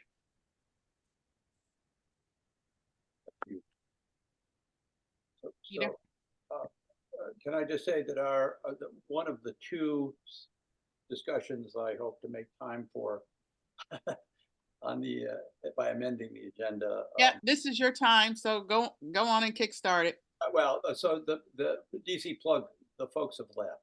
They just ran out of steam. They didn't show the stamina you needed to be an ANC commissioner. So I want to turn to the issue of the RFP briefly. And I just as the discussion of the Washington Gas proposal is just a discussion at this stage. It's just educating us. It's getting us used to the issue. I see discussing this issue briefly as getting us thinking about where we might go on the RFP for the community center library, which is a hugely important project for this community. We witnessed it come up in several previous discussions tonight, including ones about the library. I have to say, I'm surprised and disappointed by the RFP, most importantly for two reasons. The first is that there isn't any indication that there will be public money to actually create state-of-the-art or world-class libraries or the community center. So if I'm a developer looking at this RFP, I'm thinking one of the cross subsidies I have to pay for is to top off whatever the city has already provided for the community center and library, and we know that's not enough. We have said repeatedly in these meetings that underground parking is necessary given all the things we want this site to do, and expensive, and a city responsibility.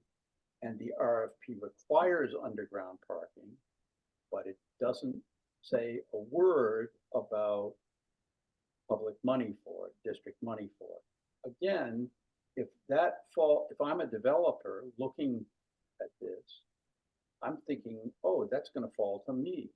And then, as I say in this memo I wrote you this afternoon, there are a list of other things that that DMPED is asking the developer, anybody who bids on this, to do. Anyways, those are the big issues. The other big issue is there's just an extraordinarily tight deadline. 10 days from now, they're going to do their tour of the site for developers. On April 18th, they expect to have submissions in place, how they're going to finance it, what the design is, so on and so forth. What people who know about development tell me is this means that the only people who will take a chance on a project like this are big for-profit developers who think they're going to get a grab on this site to build mostly luxury housing, to provide the subsidies, not for affordable housing, but for topping off the community center, topping off the expense of the library, underground parking, and the various other things. There are other problems with this. I think that we're probably best served by letting Randy Speck, the former chair of the ANC, who was the tip of the spear on pushing for affordable housing, for redevelopment of the community center and library and affordable housing, speak on this issue. So with your leave, I'd ask Randy to, can you promote Randy or is he online? I'm here now. Okay, great. The floor. Thanks, Peter. As most of you know, I was involved with the promotion of a new community center and library many years ago on the ANC, and the ANC strongly supported a new community center and library that would be world-class, as Peter mentioned. We also very strongly supported affordable housing, not just some affordable housing, but a significant amount of affordable housing. And we wanted it to be focused on the most needy, at the lower levels of affordability. And those were things that the ANC said repeatedly. We shouldn't compromise on any of those things, I think. We need to make sure that those things actually happen. And our support was really contingent on making sure that we did have a world-class community center library and that we had a significant amount of affordable housing. The DMPED RFP raises a lot of concerns for me about that, about whether that's going to be achievable. And there may be explanations from DMPED. I certainly would like to discuss this with them about how this RFP, what they envision from this RFP. But there are some elements of it that seem to me to work contrary to our expectations and what we had planned for. The first is, as Peter mentioned, that they're really expecting the developer to subsidize the community center and the library, because they have specifically said, here's the budget that's been approved, and it can only be changed at the discretion of the district. And so for their proposals, they're going to have to assume that they're not going to get any more money for the community center and library. And we already know, as Peter mentioned, that that's insufficient at this time. Those budgets were set years ago and before a lot of inflation, and they're simply not going to be adequate. So either the developer has two choices. They can either say, okay, we're not going to really build a first-class, world-class community center and library, or we're going to have to subsidize that ourselves, and therefore we're going to have less affordable housing. So it's going to directly impact the amount of affordable housing that can be produced. And I think based on this RFP, the likely responses are going to be to get no more than the minimum amount of affordable housing. That's 30% for a public property like this. So the second big problem I saw is that Randy, can I hold you up for just 1 second? Sure. Yeah, I was reading through this. There's a line that says IZ plus would be applied, meaning the provision of up to 20% of the residential space as affordable dwelling units. It does say though that 30% applies for a public property, and that is, I think, there's no controversy about that, I think. Okay. Wait, I just picked up this line that says 20%. So yeah, the whole they do it. Affordable housing is a little odd. If you keep going back further to, I think, page 9 or 10, we finally get to the 30% level. Right. You know, the lead-in is very odd. It's just very strange the way they discuss affordable housing. Anyway. Sorry to interrupt. Go ahead, Randy. That's fine. The other thing is that there's been a lot of discussion at the ANC, and we've even passed resolutions on this in the past about the specific things that ought to be included in the community center and library. None of that found its way into the RFP. And that's in sharp contrast to what we had in 2018 when we had an RFP for just the community center. And we had a lot of very specific requirements that had to be in the proposals. None of that is here. And I think if we really expected a developer to provide those kinds of things, we need to spell them out in the RFP, and it's not there. Peter mentioned the parking requirements. The parking requirements are in terms of no more than a certain amount of parking, and it's keyed to the number of residents at the site and the amount of retail at the site, with no provision at all for the patrons of the community center and the library. So what we're going to end up with is a maximum amount of parking that can be provided in the proposal that does not consider the needs for the community center and the library. That seems to me just completely wrong. And I know we've talked about that many times before, that the community center and library need to have parking spaces for their patrons. And again, that's something that the city should be paying for and not the developer. Fourth, that the way they've set it up now, the access to parking and access for deliveries is going to be exclusively through an alley that currently doesn't exist at the back of the site, and the access is only from Northampton Street. Northampton Street is clearly not designed for that kind of traffic, and it's going to create, I think, a lot of problems there. I don't know whether this has been cleared with DDOT or not, but I know the residents on Northampton Street are going to be very unhappy about that. And this has never been discussed in any of the community meetings that I'm aware of. And it's just sprung on us now in the RFP. And finally, there are a lot of public space enhancements that are included and are listed as the developer's responsibility. And these are things like new crosswalks at the intersection of Connecticut and Northampton, a new pedestrian traffic light at Northampton and Connecticut, which I think we've already got, but I don't know why they've got it in there too. A new bus shelter on McKinley Street, new parking meters, single parking meters to replace a number of others that are on Northampton Street now. Those are things that it seems to me are the district's responsibility and not the developer. And again, if you're going to require the developer to pick up these expenses, it's going to mean that you're not going to have as much affordable housing. There's just not going to be the money for it. The developer is having to subsidize all of these other public enhancements. And I just think that's wrong-headed. Now, there may be some explanations for all of this, and I think DMPED needs to have an opportunity to explain them to the commission. But the way it's set up right now, I'm concerned that we're going to get the kind of monstrosity that Matt Fruman has talked about several times, that he would oppose and I would oppose. This is not what we planned for. And so I think it has to be dealt with at the RFP stage. And there is a provision for the revision of an RFP. It doesn't have to be set in stone when it's first published.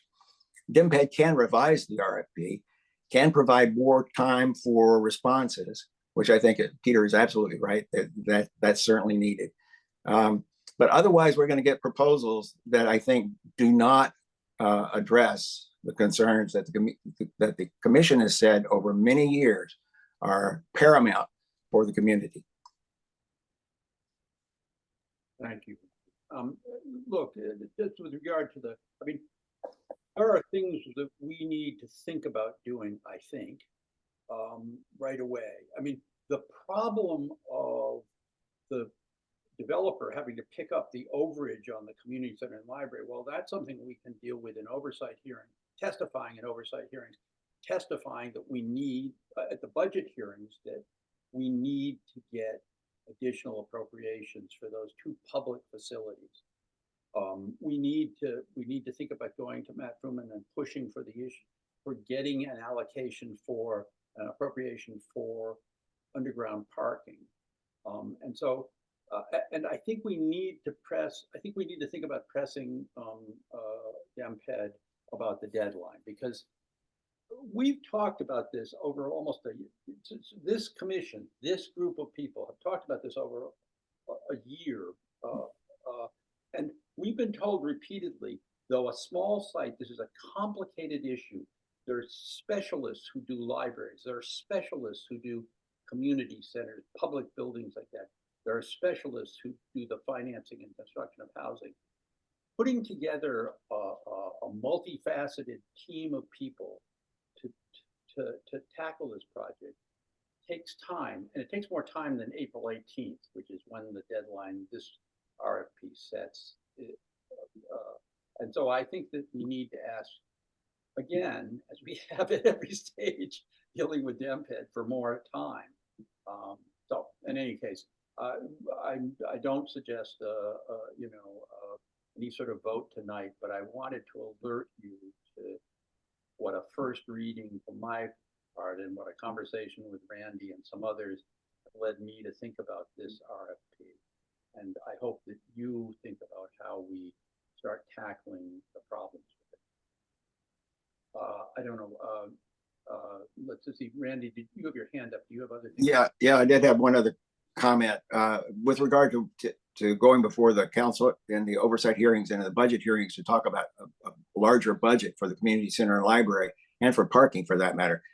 That's all well and good, but unless it's included in the RFP, it's not going to help with regard to the proposals, because the proposals are going to be based right now on the current budgets, and they're going to assume that there's not going to be any more money, and that's probably prudent on their part. So there has to be a change in the RFP as well. Bruce? Yeah, just as I see hands go up and recognizing that it's 9:20, and that we could talk about this, no doubt, for some considerable period of time. I only oppose the motion to consider this because I knew this could probably happen. And also that we have a lot of members of the community who would want to be participants in this conversation and hear what others have to say. So I think we would be advised to look at our schedule, allocate the time expeditiously. This has to happen quickly, obviously, and see how we do justice to the subject and continue to weigh in with the city, obviously, as we need to do. I just don't think we can do it justice tonight, and we could be here until midnight trying to do justice. I don't want it to be anything more than that. Yeah. Jim. Commissioner Nash. Yeah, Bruce anticipated some of what I was going to say. It's very late. I think we've got to close this meeting up, but I would propose that we put on our next agenda this item, and it seems to me what we need to do, number one, is try to get DMPED here to answer questions about the RFP. and on the timing, because the timing is very quick and the RFP is critical. So we need to do that like yesterday, it sounds like to me. Can I just say to the two residents who are on, again, this is a discussion where we're going to dig in at another time. Is it absolutely necessary that you make your comments? I mean, I'll recognize you, but it's got to be, if you're going to do this, it's got to be really, really short, because we're not going to make any decisions tonight or even formulate any. I will just say that I'm gobsmacked that you're sounding like you're surprised. I feel like we've been yelling into the wind for the last 3 years on the small area plan and all this other BS the city's been throwing at us. Our personal experiences that we've explained to you in some detail with all the development that's gone on this one block that backs up to Connecticut Avenue. This is not a surprise. And I don't know how Randy can be surprised, because he dealt with all the stuff that was controversial with 5333 Connecticut. That's all. This is no surprise. This is what we expected. And we're getting railroaded, which is what we said all along. I would just say that it seems to me that on both sides of this issue, as this RFP has come out, both sides are saying, well, it's just what we expected, or it's not enough, but who can change anything? The whole point of an ANC is to try, even if we're have terrible headwinds, to try to make positive change. And I don't think that being cynical and saying, well, it's just being railroaded and we knew that was going to happen all along is good enough. So anyways, with that, I turn back the floor. Lisa, you want to take it from here?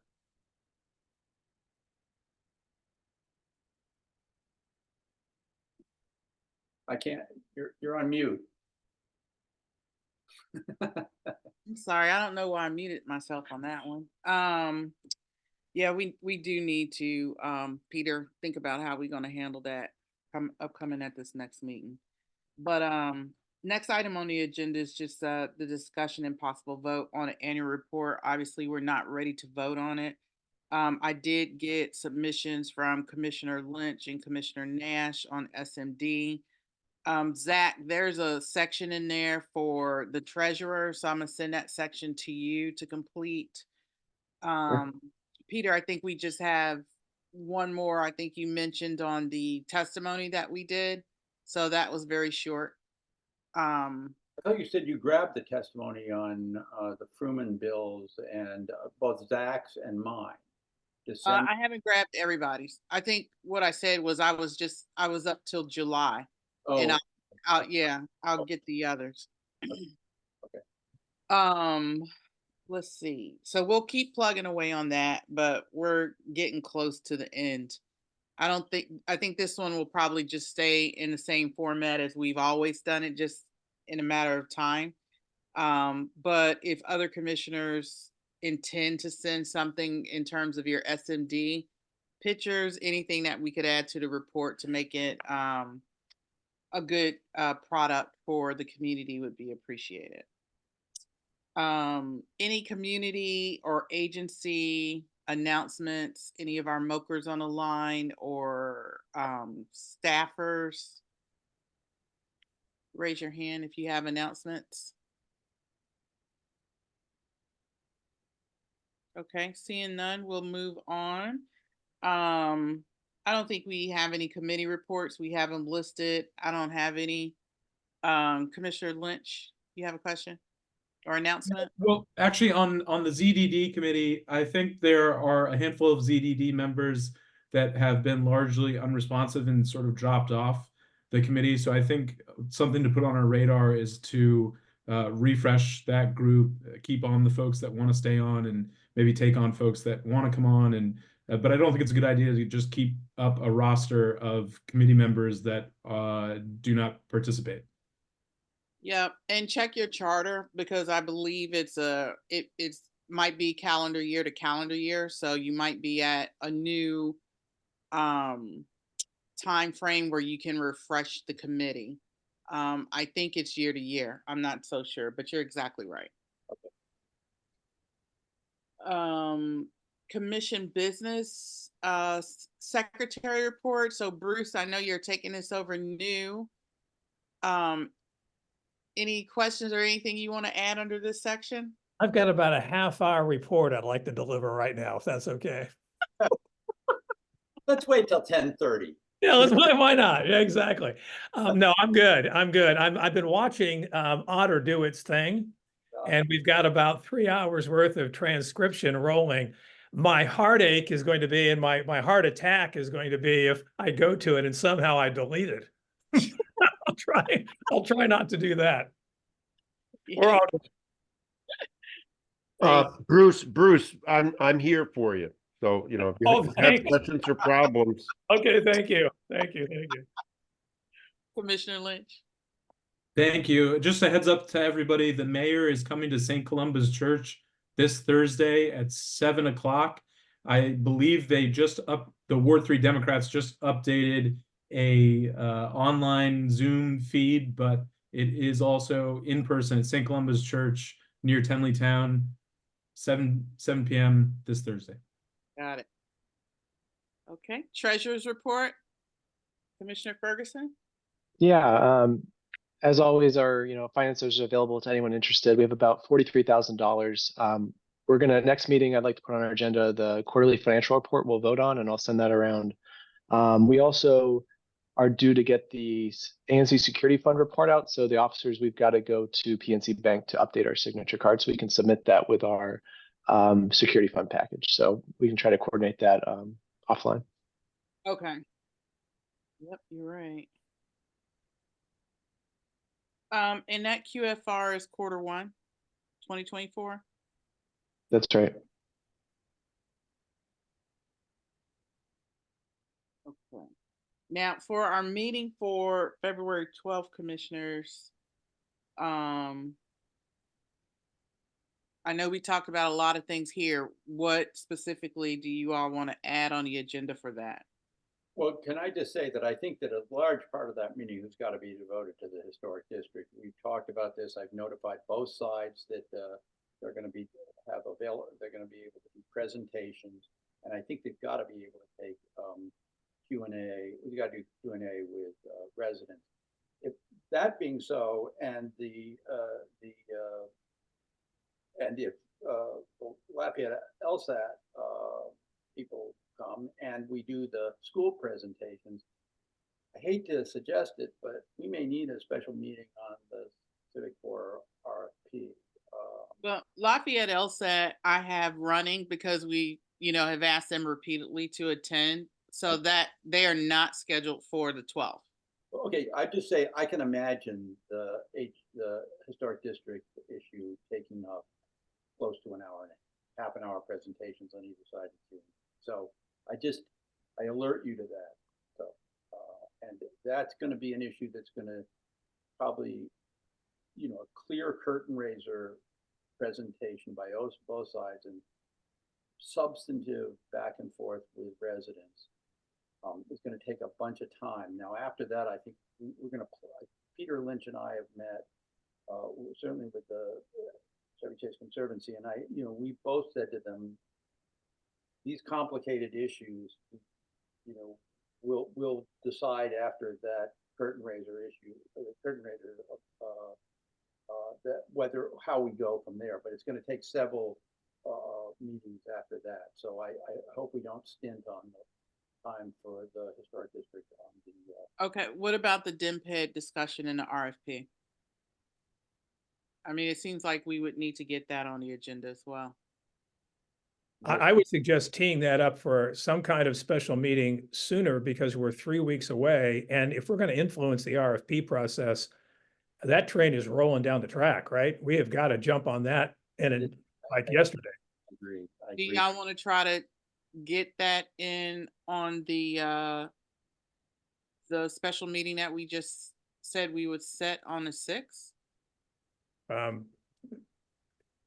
At least as I would think, because that's 2 weeks away. Yeah. The other technical issue is, and I appreciate what Randy Speck said, we should clarify with DMPED what the opportunity actually is to revise a standing RFP. Because it's one thing to think that we can influence it and we can talk a lot about it and then come to find out really at the end of the day, the train has left the station and we're just chasing it, you know? Yeah, I completely agree. Yeah.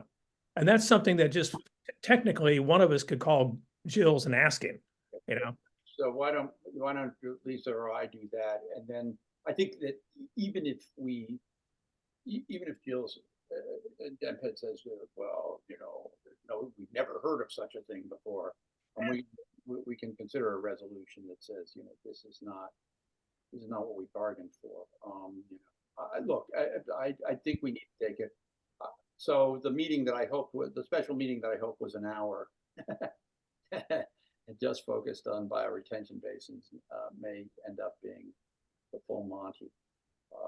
Yeah, and even if no matter what, if you read the RFP, the developer is told, oh, you got to work with the ANC. You got to work with the ANC. And if we say to DMPED, they are not going to work with us if they, blow right over all these things. That's going to be a problem for DMPED. I mean, we have some leverage here. Right, but yes. I'd also like to add, I think we should have Fruman at that meeting. I take the gentleman's point earlier that all indications from every point prior to this is that DMPED will not care about what we say and what we want. And so we need that added support. And then I'd also ask that we all be kept in the loop on this. So Chair Gore and Commissioner Goslin, please send those communications out so that we're all on the same page together. So, something else for us to be very mindful of, and that is that there's going to be a zoning commission hearing on the proposed amendments. And we're going to have to wrap our minds around that and what we intend to do in light of the resolution we passed in December. Because if the amendments go forward as things stand, it's deal done. I mean, it's zoning. You build to the envelope then, and that's it. And the envelope is going to be what the zoning amendments currently propose. So we have to be on that. But I just say that I didn't have a chance to match these things up. But I think there's a mismatch between the zoning proposal and some of the requirements in this RFP. I mean, so again, but in order to, you're right, we need to get on that. So, but so at least to your point, at least February 6th, and I would say if there's appetite for something sooner than that, after you speak with Jills and kind of understand what the process actually is, we again want to do what we need to do to provide our own response, but we also do have to be mindful of what the regs are in terms of modifying an RFP that's just gone out the door. Folks, may I suggest that we not do the pile on to the meeting of the 6th? Like maybe we just really get through that bioretention piece quick. And I think we need to dedicate a full, as you said, special meeting to the Civic Corps and not muddy that up with other issues. Yeah, I don't oppose that. Thank you, Chair Gore. Well, then, are we going to have another special meeting that week? Yeah, well, or the week before. Yeah, we can try to, Peter, let's see if we can send out an email tomorrow morning. Yep. And get him or somebody from DMPED on schedule. Yep. As soon as possible. Talk to Fruman too. Yeah, for sure. Peter's idea about that is right. Yep. Okay. Okay.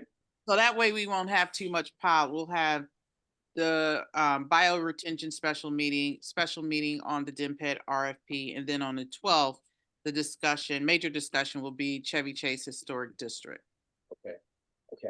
Sounds good. Yeah. Okay. All right. With that, we are called to order 9:36. No, adjourn, not called. Adjourned. I'm sorry. You're right. We're adjourned 9:36. Thank you all. This has been a great meeting, really.